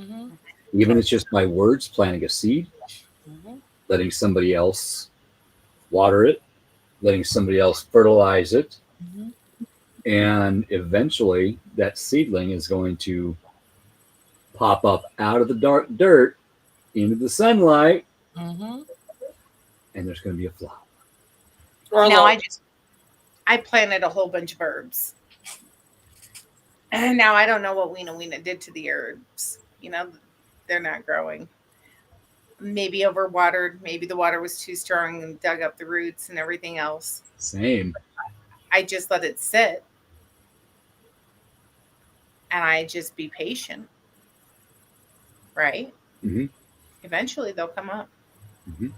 Sometimes that seed that's been planted, you can water it and water it and water it and nothing happens. Yep. Sometimes it just needs to sit for a minute. Sometimes you just need to simmer on that seed. And then out of the blue one day, you're going to go and you're going to see that you've got a garden full of herbs. Yeah. It's like the magic tomato plants I always had in my garden, right? Like, where the hell did this tomato plant come from? I didn't plant tomatoes there this year, but that seed fell off and that seed germinated. And now I got tomato plants coming out my bunger because I overplanted the fucking, tomatoes. Well, you know what? Now I have enough for tomato wine. Now I have enough for all of my canning needs, my fresh needs, and I can give some away. Stewed, diced, ketchup, what have you. Spaghetti sauce. Yes. Wine. I've never heard of tomato wine. Oh my God, it's the best. I've never heard of tomato wine. It marks 1 year, or this is the anniversary of when I had tomato wine 14 years ago. Nate is 14. We got so hammered celebrating his birth on his first birthday because it wasn't about him. It was about us making it through the first year, right? Without killing him. Yeah, let's get honest. I still haven't done it yet. 14 years. No, I love the kid. He's great. But you can give it away. You know, you can feed somebody else who's hungry. You know, that's your cup is overflowing, right? You just got to take care of yourself first and foremost. Yeah. If you fall with everybody else, then who's going to be there to pick you up? Exactly, because there ain't going to be anybody. Right. No, that's the first thing we learn in healthcare. Let that person fall. There have been times where I have reached out to you two, you have reached out to me, and we've been right there for each other. But there are other times when you got stuff going on. Hey, I'm sorry, I can't right now. I'm the same way, and that's okay. We got backups. And the most important backup that you need is yourself. Because there are going to be some days when other people that you rely on are also having a tough time, and they need some time to themselves so they can work through their stuff, and that's okay. I have people get a hold of me all the time. Hey, I need this. I need this right now. I'm like, I'm at work. I'm sorry, I can't. And they get mad at me because I can't drop everything, go clock out, go out and sit in my truck and help them. Yep. I'm gonna get fired. I can't do that. I'm sorry. I'm sorry. Would I love to help you right now? Yes, I would, but I can't right now. So I get up at 5 o'clock. I get home about 5:30. If you can wait till then, I will sit down with you for it. 5:30 comes out. You send the text. Hey, okay, I'm off. I'm home. What's up? Mhm. And silence. Cool. I got tonight off. Yep.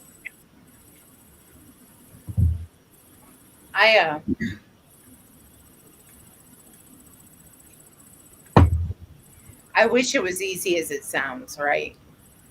I wish that everybody could just, go out and do it. The world would be a better place. Mm. And it's really hard sitting in the passenger seat when you know the drive.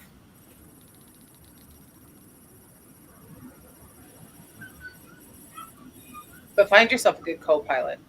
Yeah. And Yep. and co-pilot can be spirit, friend, loved one, Dog, cat. or Just saying. dog, cat. I mean, it can be anything. Remember that. For me, Be a plant. Mm-hmm. Yeah. It can be. My co-pilot's Jesus, all the way. Everybody, I follow in the footsteps.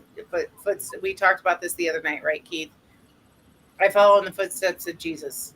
Jesus didn't want you to follow in his footsteps. He wanted you right beside him. Mm-hmm. Yes.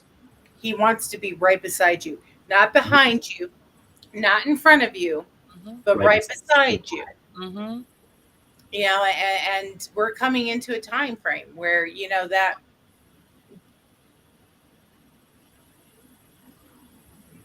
Jesus is just the answer. Not wrong. Mm-hmm.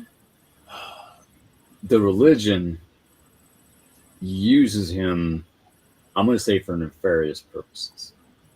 Now, do I believe Jesus was a real person? Yes, I do. Mm-hmm. Oh, there's proof all over the world that he was a real Yes. person. He was a metaphysician. He was. He went He was to a necromancer. he went to Egypt. He learned the secrets of the ascended masters. Mhm. And when he came back, he used those to teach people. Mm-hmm. His message was not, and I'm going to have people dogging me on this, and that's okay. His message was not that the God of the Bible is my father, is all powerful. You need to follow me to get to his house. What his message was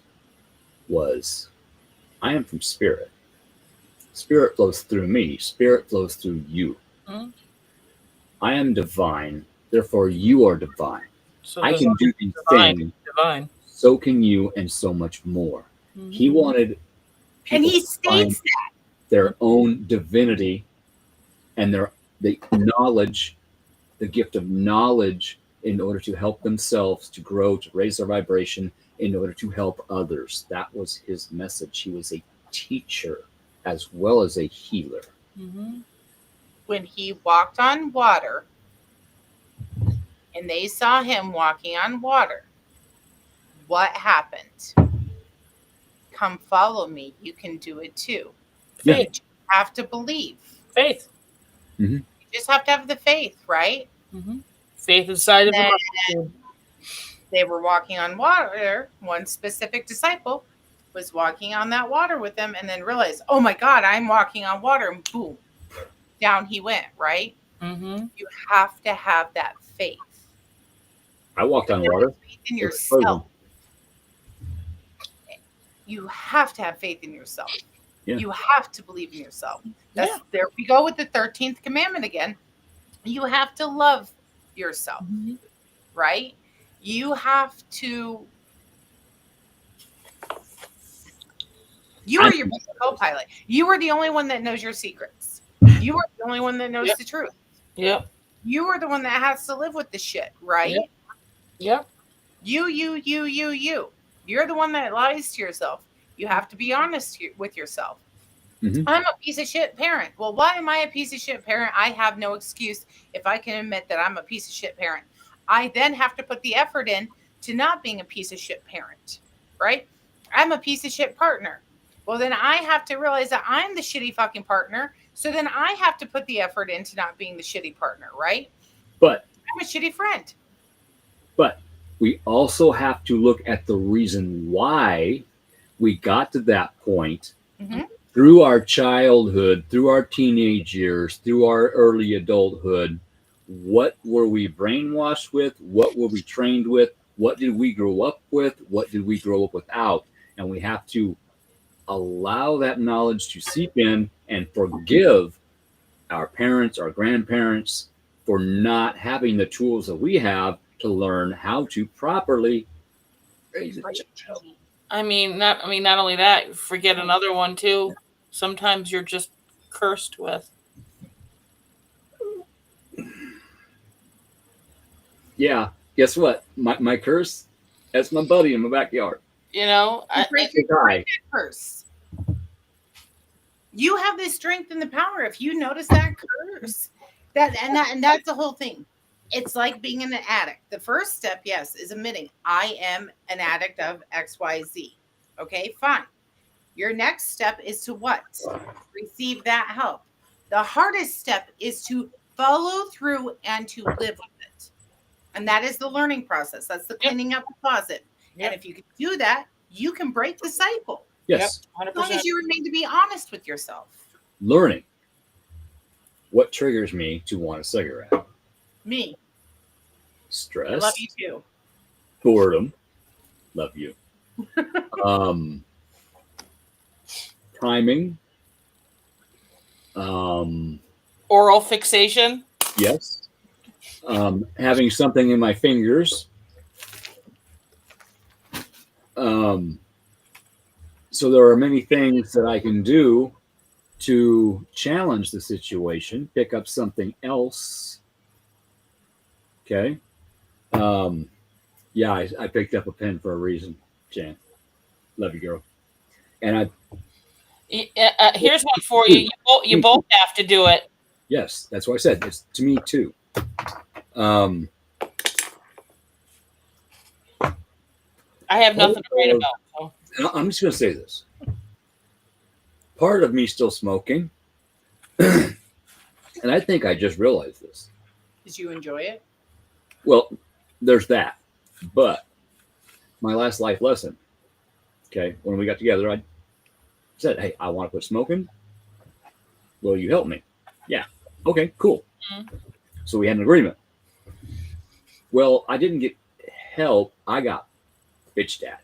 And when you bitch at a Scorpio for doing something, guess what? We ain't going to do it. Big time. We ain't going to quit it. We're going to do more. So I think I'm still in that process of fuck off. Because these people are still throwing negative energy towards me because I did what they told me I couldn't do, and it pissed them off that I had the strength to stand up for myself and walk away and make a better life for myself. Okay, hold on. Then here you go, Keith. Fuck you. I don't think you can quit smoking. I don't think you can do it. Oh, reverse psychology. Thank you for that support. You're welcome. Mm-hmm. I mean, I triple dog dare you that you're not going to. If you want to help your partner quit smoking, when they pick that pack up, hey, can you wait 5 minutes for that? Well, I can wait 5 minutes. That is support. Yep. It's a very small step, but that is support. Yep, 100%. And then a week later, hey, can you wait 10 minutes for that? Let's go outside for a minute. Cool. Let's go look at the flowers.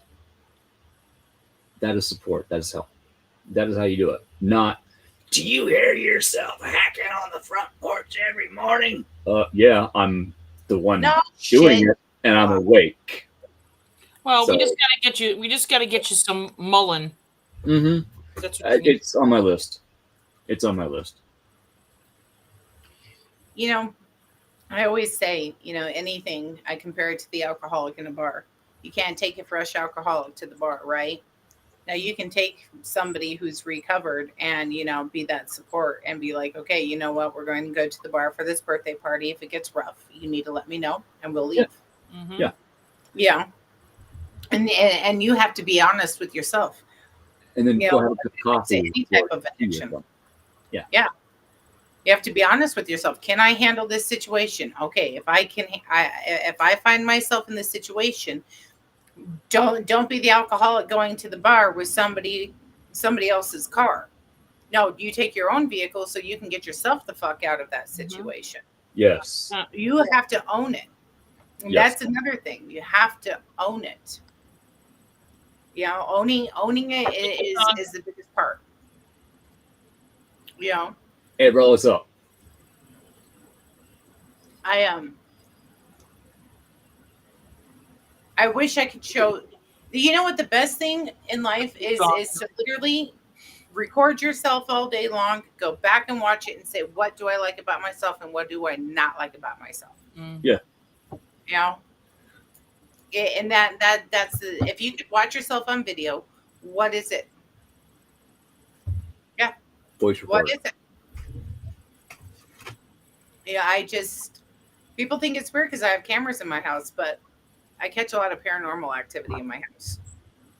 Before I got the help that I got with my paranormal activity, I recorded myself sleeping and I watched it, and it scared the living shit out of me. And that helped me to ask For help. to ask for that help, to fight for it. Because it wasn't just handed over. I spent years, literally years, trying to get the death files here.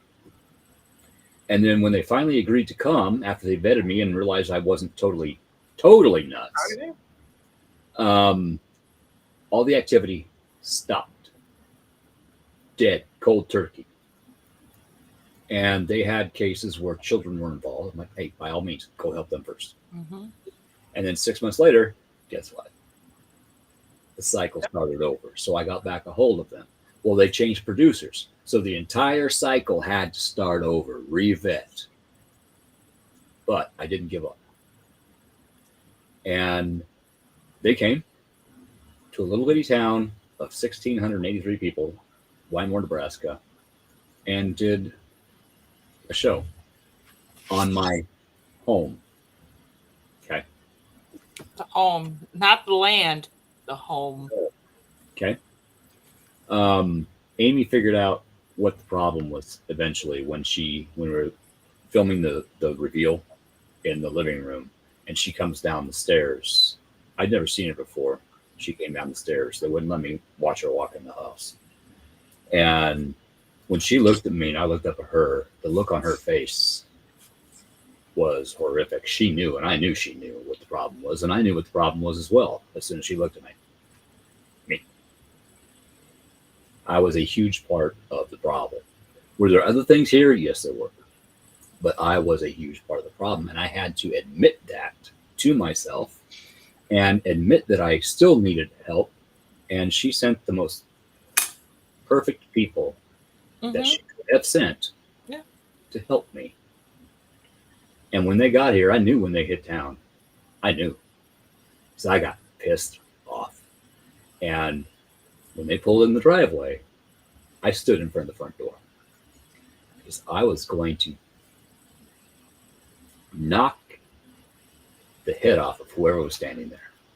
That's how pissed off I was. I was going to open the door, punch through the glass, and knock their head off 30 feet into the street. That was my mentality. And I'm okay saying that because that is what I actually felt. I made peace with that. Why? Because I found the strength not to do that. I opened the door. He said, hey, I'm Steve. Can I come in? And I opened the door and I said, yes, you can. And then I got trained. I got taught. And that helps me to help other people now.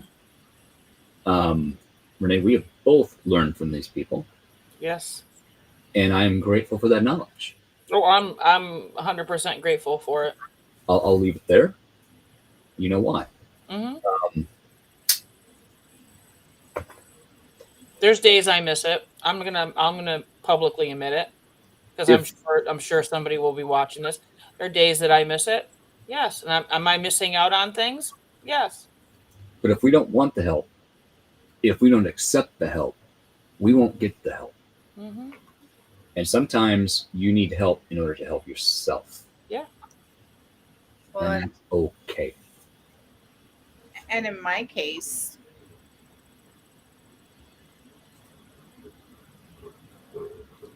is, you know, a little bit different. I didn't do it. No, no, you did not. I am a I, witness. Okay, you know, Renee, I didn't when, ask. when I first talked to Jan, Hmm. I was like, okay, I really need to step back and look at this because this shit is crazy. This Who shit did is, you reach out to yeah, and asked me, and I went, yeah, it's possible. Yes, yes, it yeah. does happen. Yes. We vetted the client. Yep. And I appreciate that. Because you know what, I sat in my, I can't say I sat in my shit. I sat in her shit, and I thought that I was crazy. I thought that I was insane. And I'm like, I know that I'm not doing this. I know that I have no control over this, right? But Yeah. here I was trying to control everything around me, Mm-hmm. and the control was controlling me. Yes. And I know I didn't talk a lot about my background, but I was made with a specific person. I was literally conceived with a specific purpose. And I had to fight that. I had to overcome that every day. Mhm. And having the powers behind who was doing this, it was tired. I was tired. Yes. And everybody that I went to for help said, no, you're crazy. No, you're crazy. And it just took one person who was there to witness what this one person was about. Right? One person. And Mhm. that's it. All right. And I'm forever grateful. Because if it wasn't for her, I would have never met Greg. And I would have never met you guys. And you guys saved my life, like literally saved my life, helped me put up those boundaries. Everything happens for a reason. Right. And for me, I sit here and I sound like I sit on my high horse, but I literally have to live it every day. I don't get the choice of walking away. I don't get the choice of doing this. I don't get the choice of doing that. It's something that I have to face every day when I wake up, and I have to make that conscious choice so that person doesn't have the control over me. Yes. So that my purpose, my conception purpose isn't fulfilled. I have to make that choice every day to say, not today, Satan. Yes. Literally, not today, Satan. Yes. I walk with Jesus. He's my right-hand man, and I'm going to make it through this day. And it's tiring, and it wears me down. And I got more gray hair than most people my age. I just hide it well. I have more stress and everything else, but it works. You know, it really works. And having the right people around you. Mm-hmm. So even if you aren't in control of your mess, there is still things you can do to control your mess. And to control the chaos. You really can. I live in chaos every day. I don't know what shit's going to come at me today, but that's all right, because you know what? I got Jesus by my side. I have my faith laid into him. I have my trust laid into him. I have my love laid into him. I love myself. I am not who this person wants me to be, so I will not be that person. Be fucking proud. Have there been days, even recently, like this weekend, that I just wanted to jump back to the way things used to be? It would be so easy. Here, make that same. I can't think of the word, but you give up something to get something else. Just to have somebody here I was damn close this weekend, but I needed to look at the situation and ask myself, why? Why? Why? Because you are rehealing through something you have already rehealed through, but you're feeling the same things over again. You still have some emotion to remove from those memories and let go, and that's okay. You have the strength to do it. You've done it before. You'll do it again. Don't jump. Don't jump. Walk slow with a purpose. Mhm. Walk slow with a purpose.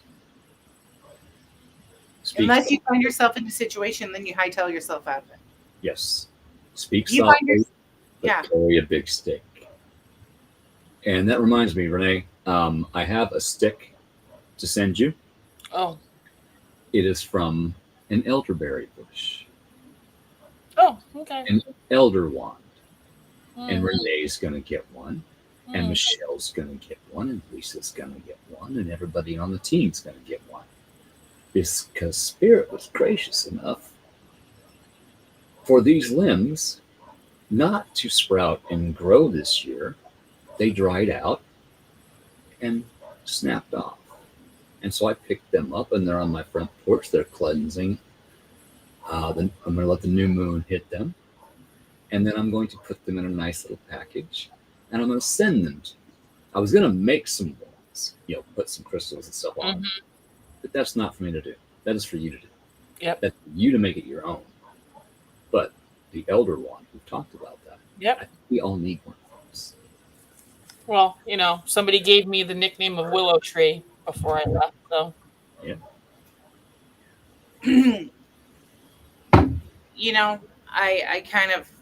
I'm reading the comments. Mhm. Rewrite my GPS of life so much I'm getting whiplash. I get that. It's a thing. It is. It really is.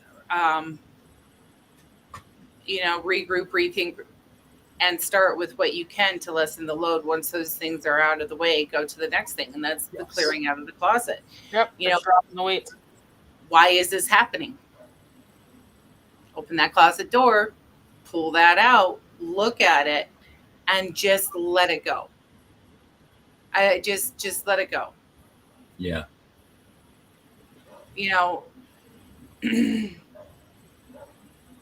I always say, if you let it go and it comes back, when it comes back to you, you're able to have it, or you're able to learn from it, right? Mm-hmm. So my big thing is and I tell Chris this all the time, I just give it to God. I just give it to Spirit. Just, there you go. Or I hand it right next to Jesus. Jesus, I can't carry this right now. I can't handle this right now. Here, can you carry this burden for me? Yeah. Until I can figure out how to deal with this. Don't let it affect me anymore, please. Mhm. So that way I can move forward with a clear head. I will figure out my tools in my toolbox, or maybe I'll pick up another tool along the way, and then that burden comes back to me. And when that burden comes back to me, then I got to sit down and I got to tinker with it, right? I got to figure out what it is. And I got to put my tools. Well, is this wrench going to work? Is this ratchet going to work? Is this, breaker bar going to work? How can I fix this? It's like building our house, right? Building a foundation. How am I going to get this done? Is the stone or crystal going to work? But don't let it sit and pile up and pile up and pile up. Just you get the proverbial rotation. Fine, I'll dust. Yeah. Thank you. I'll dust. Yeah. I mean, I also say too, let go and let God. Yep, let go and let God. God, Spirit, yeah, whatever your flavor. Kason, you're talking about the radiation.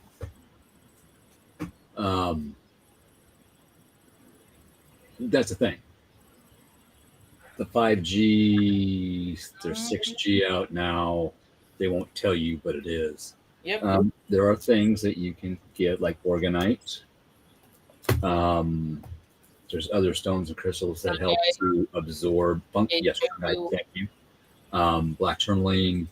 I've got things on my computer between me and my screen right now to help shield me from what's coming through. I hardwired my laptop finally, so I don't have to use Wi-Fi on it when I'm doing the show. There's things you can do to help yourself shield yourself from that quote radiation that's sneaking in, from the people that don't want to see you succeeding, sending negative energy towards you. Energetic shielding, pull in through your crown, make a shield around you, put a mirror on there so they can't see you, they see themselves. It helps to back them off because they don't like themselves. So just something to keep in mind. Yep. Yeah, if the tool ain't working anymore, there's a reason. Exactly. Cool. There's a reason. That means switch up your tools. And sometimes you've got to repair a tool too. Because if that's your go-to all the time, your go-to is I'm going to do this, I'm going to do this, I'm going to do this, I'm going to do this, I'm going to do this. Eventually, wear and tear, like on yourself, the wear and tear on your tool, metaphysical or an actual tool. I mean, it has to be repaired, or sometimes it needs to be replaced. Yes, and sometimes the people sending you negative energy get used to your tool to shed that, and they will change things. Therefore, you need to change things up, just like we talked about before the show, in order to stop that from happening. Mm-hmm. And how far you want to go with that is your own choice. Yep. And that's actually a decision I'm making with myself, because I'm tired of it. Just saying, I know you're watching. I know you might not be watching right now, but you're gonna. They find ways to watch this. We know you're watching. We know you're watching. You may not be watching here, but we know you're definitely watching there. So guess what? I am sitting on the second floor of my home in my office with my doors on my rooms. Yep. I have a chow and a black cat. So fuck off. Yep. Look at yourself. Exactly. Look at yourself and look at yourself. Look where the hell you are, still in that BS. Right back in the same old cycle. In the same old cycle, and what you're doing to your own family is disgusting. Thank you. What you're doing to your own family is disgusting. Yes, and Jan gets a tally mark. No, I had a dust storm, or a dust storm was going through right before the rain. And I heard a big kaboom, and I was like, "Oh my God, what is that?" Okay. Sorry, I had to say that, Keith. that never gets brought up. What you're doing to your own flesh and blood absolutely makes me sick. Yes. I have prayed for these people that they do what I did in some manner. Look in the mirror, look into themselves, at themselves, within themselves, in order to learn and grow and figure out why they became the person that they did and they do the things they do, and work to heal that and work to heal their relationship with their families. My heart hurts right now because of what I've seen and heard. I don't want them to fail. Do I want them in my life anymore? No. But I don't want them to fail. I want them to succeed. You just don't want them at your table. That. And I got two tables. They can still eat, and they can still, but I want you to eat over there and eat at that table. You're not allowed at my table. This is my lunchroom table. If you can't love them where they're at, just leave. Yeah. Like in my situation, I am the flesh and blood, right? I am the flesh and blood that it's being done to. Mm-hmm. So I don't give them any energy. I know when it's them, right? And it's sad that they continue to resort to this. Yep. But I don't give them any energy. I don't give them anything to feed off of. I don't contact. They're completely blocked from my life. I don't feel the necessary urge to pick up the phone and call them. I choose not to continue to allow them as much as they try, right? Like, we just can't do it. You just you can't let them have power, because when you let them have power, they've won. Because you know how hard it is for you to get rid of that power. It's hard because that power is such a manipulative, corruptible entity, thing, side effect, whatever you want to call it. It's hard. And it's hard when people don't understand. So I had somebody say, well, you're just feeding this person because you're scared of this person. No, I'm nothing towards this person. I'm nothing. I know when it smells like shit, it's shit, right? So if I smell it coming, I'm not saying it to go, oh my, I know it's this. No, shit is shit. Like you said at the beginning of the show. If it walks like a duck and if it quacks like a duck, it must be a what? Wah, wah. Yep, it's a duck. It's a duck. It's not my problem. It's not my fault that they keep coming back. Yeah, because it's not your, when it's your time, it's not your book that's being reviewed. It's that person's book being reviewed. You are not. It is not my fault that the promise you made, you couldn't fulfill. On my end, that's what it is. Yeah. You made a deal, and that deal fell through because I chose not to be part of that deal. That is your responsibility. You're the one that made the deal. You deal with it. Yeah. That is your hand. That is your deck. It's not mine. Yep. And that's what happens. Like, that's when I tell everybody, and I say, when your day is called and you have your review of your book, and that's what I always say. And I don't have my book. Well, I have my book, and you open it up, and they go, I like this. Could have did better here. Could have did better there. But mostly really shitty up until here. But you know what? Look at this. Yeah, look at what you did. Yeah. You turned it around. Yep. Good job. Yep. And I don't expect a good job from anybody. I mean, I can tell myself I am proud of me. It is so hard to look at yourself and say, I am proud of me. Yeah, I do it. I'm like, I'm proud of you.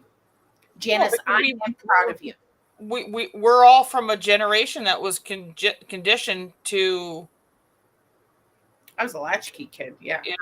Like, what were we doing? We didn't have anybody at home to say, hey, good job on that spelling test that you studied for, or good job writing that paper. No, because it was you got up. It was your job. If you had an alarm clock, or better yet, in my case, this is one of the lucky things that I said that I had. My mother would call me and say, okay, get your ass up, because you got to go. You got 20 minutes. You got 20 minutes to get your ass up, dressed, breakfast, and go get that bus. Can't hear you.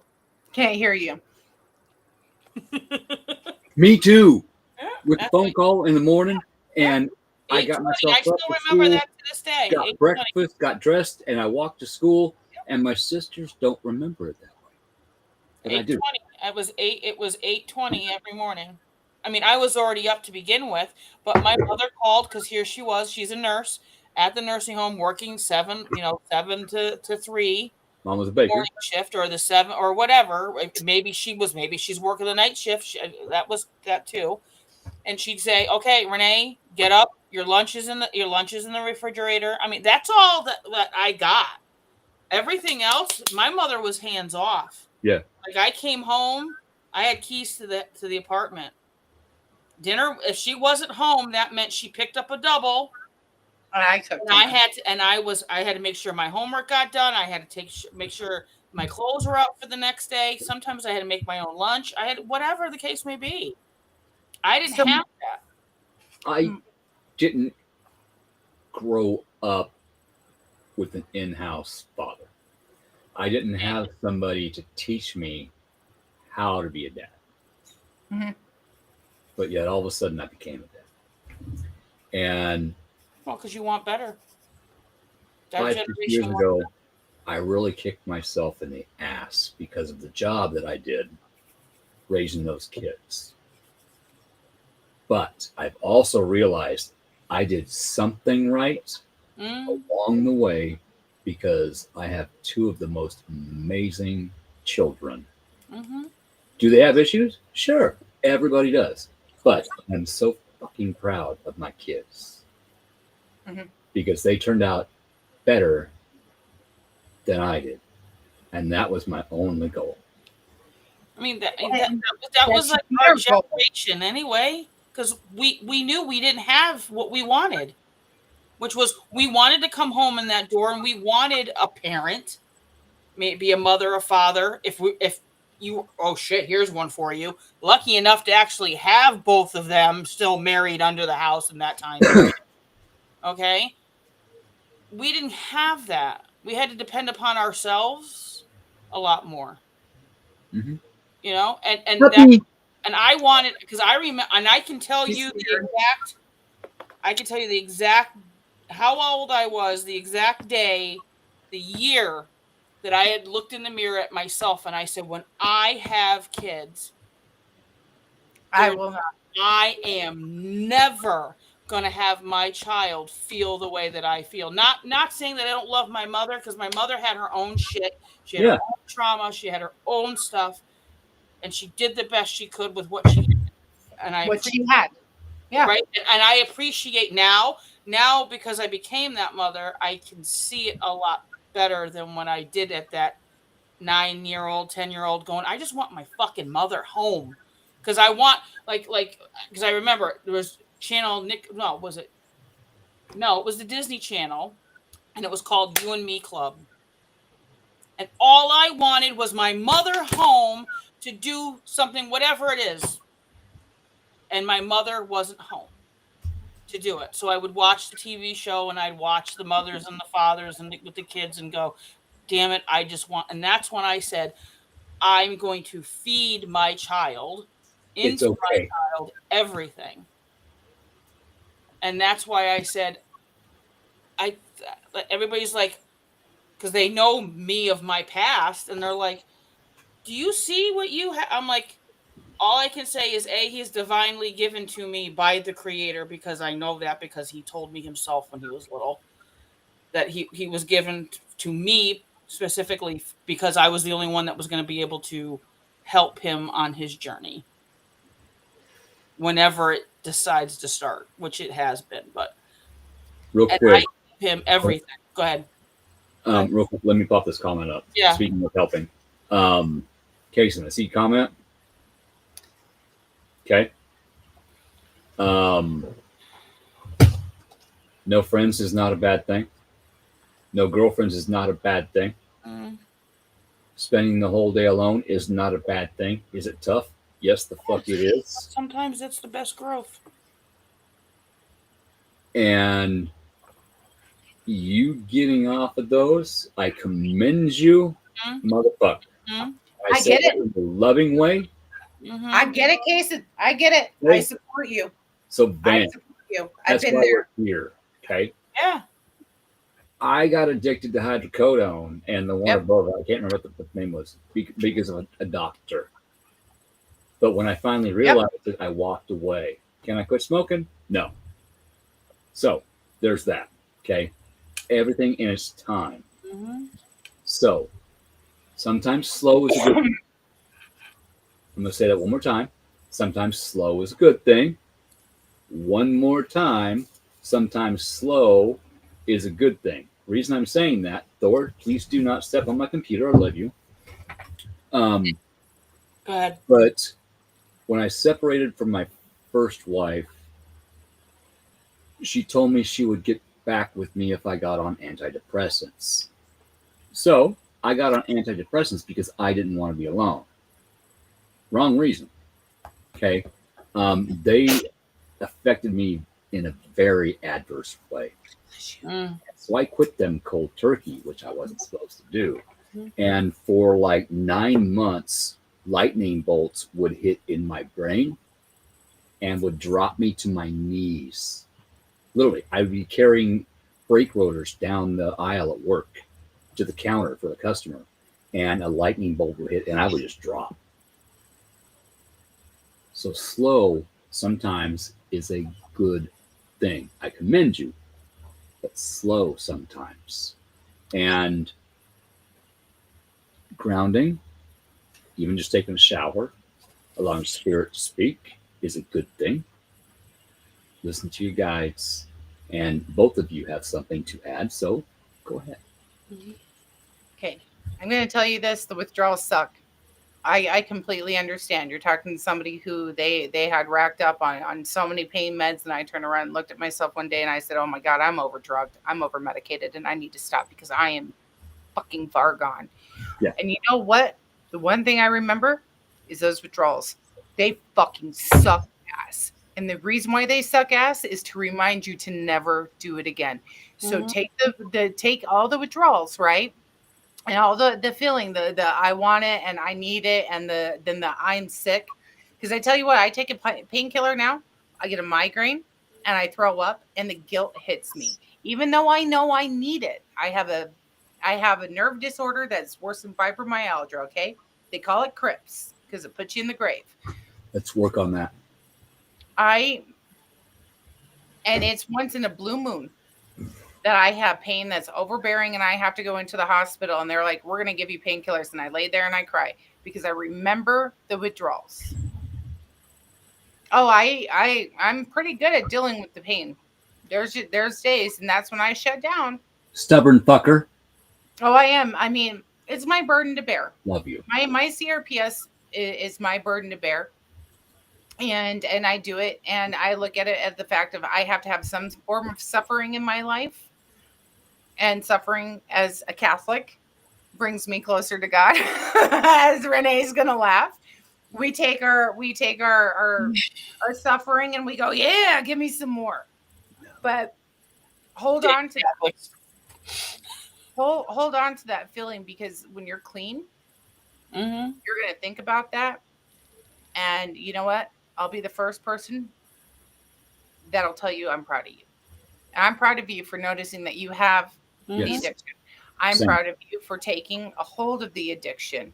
And I'm going to be proud of you when those withdrawals are over and you say, I've done it. And then 6 months from now, I'm going to be proud of you. A year from now, I'm going to be proud of you. I have a stepson that calls me, who's no longer my stepson, right? But he's still my son.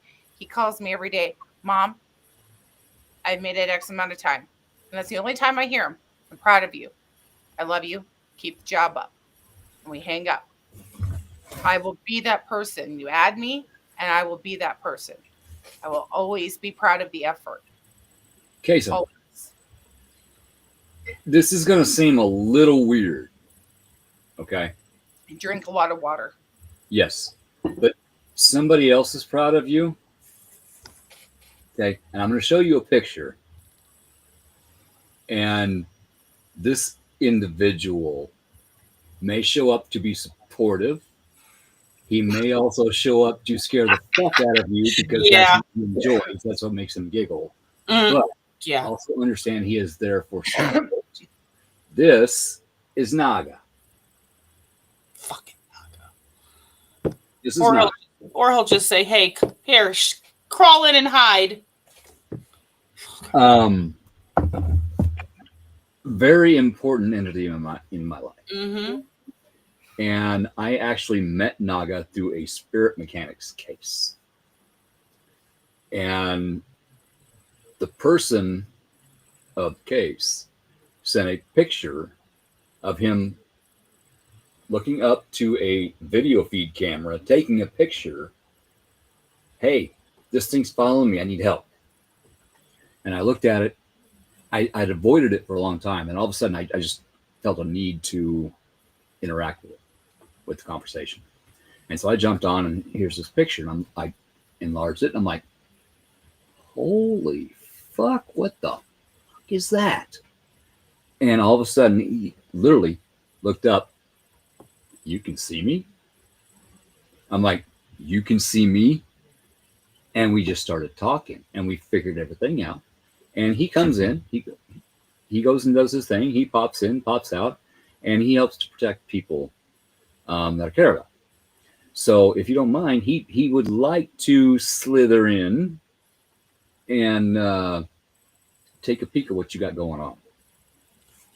And I'm just gonna be that metaphysical doctor right No, now. they are protectors. I'm gonna say this. Go get yourself some blue onyx. Yes. Blue onyx is a big thing to do, and some gold healer. Blue onyx helps with addictions. So does smoky quartz. Yep. But blue onyx is that's my go-to. Not many people know blue onyx.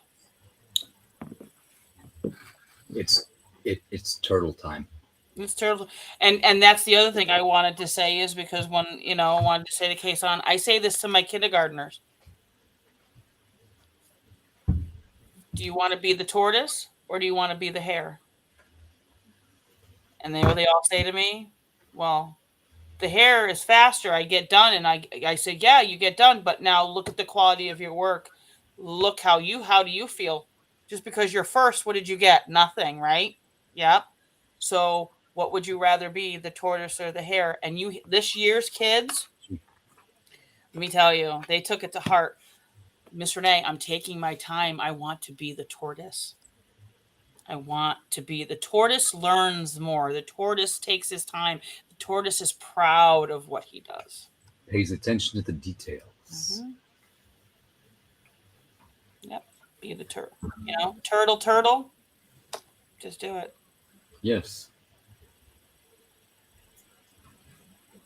Speaking of paying attention to the details, it is 9:30, and I know for a fact that 10 o'clock is my bedtime. Keith, is that a fact? Keith's carriage turns back to a pumpkin. Normally is a fact. Normally. I do make the attempt. But I also know that if I keep going, I'm going to be up till midnight and be late for tomorrow. Mm-hmm. We both know this. And by the way, hang on for a second after we do the end of the show. Yes. And Kason, the best friend that you can have is yourself. Yes. And that's something that was hard for me to learn. Don't take yourself seriously. I still have issues with it, and that's okay. I'm still learning. Mm-hmm. I am still learning who I am. What I like to say is I am slowly becoming the person that I was meant to be instead of the person that I became. Who everybody wants you to be. Don't be who everybody wants you to be, who you want to be. Because everybody else that I used to know out there, they still want me to be that old person, to support their negative behavior. No. Not happening. This is me. I am here. I am now. This is my now moment. I'm not going to dwell in yesterday, and I'm not going to anxiety myself about tomorrow. Mm-hmm. I am here in this now moment, talking to you all with two of the most wonderful people that I know. Thank you.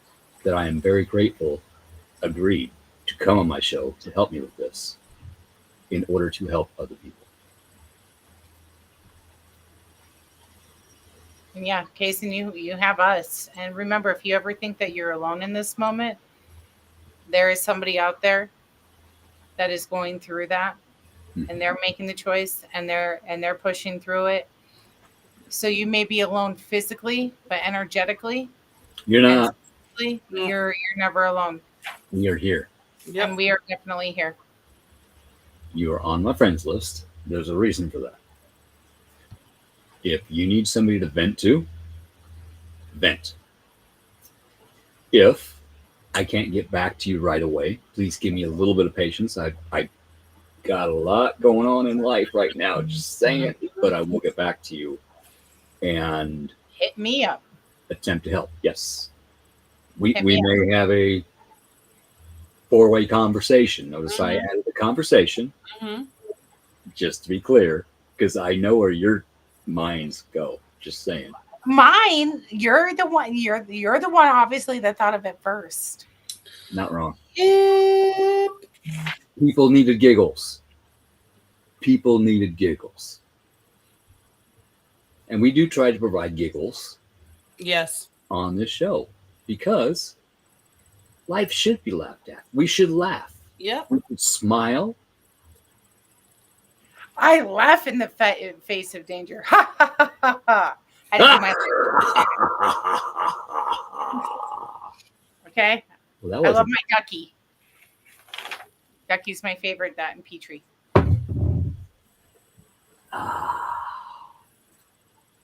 And on that note, I do wish you all the best, and I Yes. love you where you're at. Yes. Always. And thank you for jumping on here and listening to us ramble for almost, well, it's 2.5 hours. over 2.5 hours. Yep. That is amazing. I appreciate it. We do this for you as well as for us because we learn by listening to you as well. So thank need you a for helping soapbox. us. And I'm going to say one thing because I think somebody needs to hear this. Make peace with your past so you doesn't spoil your future. Yes. Amen. Yes. True I story. laugh in the See, face. it's like things are said to me. So You mean we drink and know things? I mean, I was told I was a knower, so I mean, But yet when we know we get, I'm never mind. Just I'm shutting that down. I'm shutting it down. I'm shutting it down. I'm zipping that lip. Save that for later. Oh, Save it for later. sipple it. Sipple it. So on that note, thank you for supporting the RNN network way over in that other corner. And up here is a QR code. So if you want to hit that and buy us a cup of coffee, that is awesome. We appreciate it. You can also support us by sending stars. The RNN network does cost a little bit to put on. So any help is appreciated. And can I I was gonna say that there's a certain GoFundMe on a certain somebody's page. I was just gonna ask if it was gonna be okay if I shared that. To me, I say it's fine because I mean it's the truth. You know, there if you know if you haven't noticed, there is an unfinished house that's sitting on a very stable, repaired, reconstructed foundation, and we, you know, we need to help move the second level because it's time. It's time. It's time. Yes. It's time. Yes. Keith's eyes are purple. It must be. See, see, it's time. Hang on, I gotta copy it here. Okay, I got it. I'm gonna share my fundraiser. And if you want to know the reason for my fundraiser, I had a house fire. Pretty much lost everything except for the clothes on my back and my vehicles, and had to totally rebuild my life. And then my insurance money got stolen electronically, and I'm having a rough time. I've got health issues that I need to take care of, and can't at the present moment. But I'm not normally one to ask for help, but I'm making the attempt. And No donation is too small. So whoever's GoFundMe that you come across, if it's an actual legitimate GoFundMe, if you can send them $1, send them $1. That is going to help them not only financially but mentally. Yep.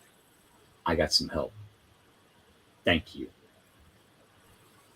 Everything makes a difference, whether it's words, financial, thoughts. Everything makes a difference. Positive thoughts, not negative thoughts, will make a better difference. Just saying.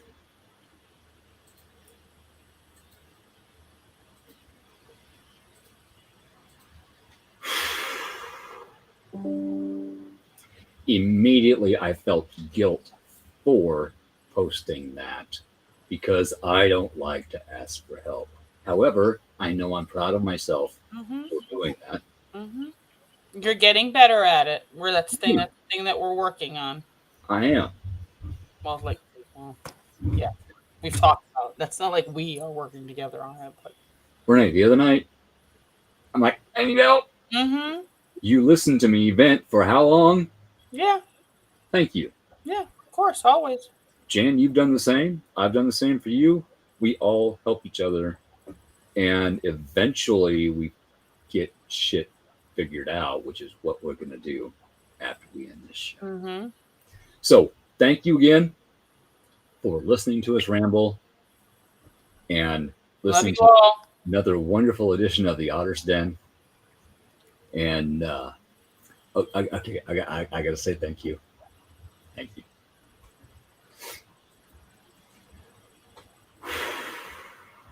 You guys where you're at. Feels. Okay, I'm going to find the there it is, minute in. The video. So thank you, everybody. Have a wonderful evening. Sleep well. Good dreams. Pay attention to your dreams right now. Try to keep a journal. It's going to tell you a story. It's going to help. And pay attention to the astrology. Me and Joni will be back on here next Monday to talk about that because it's nuts up there. And just be patient. Truth is coming out. So on that note, good night all. Night.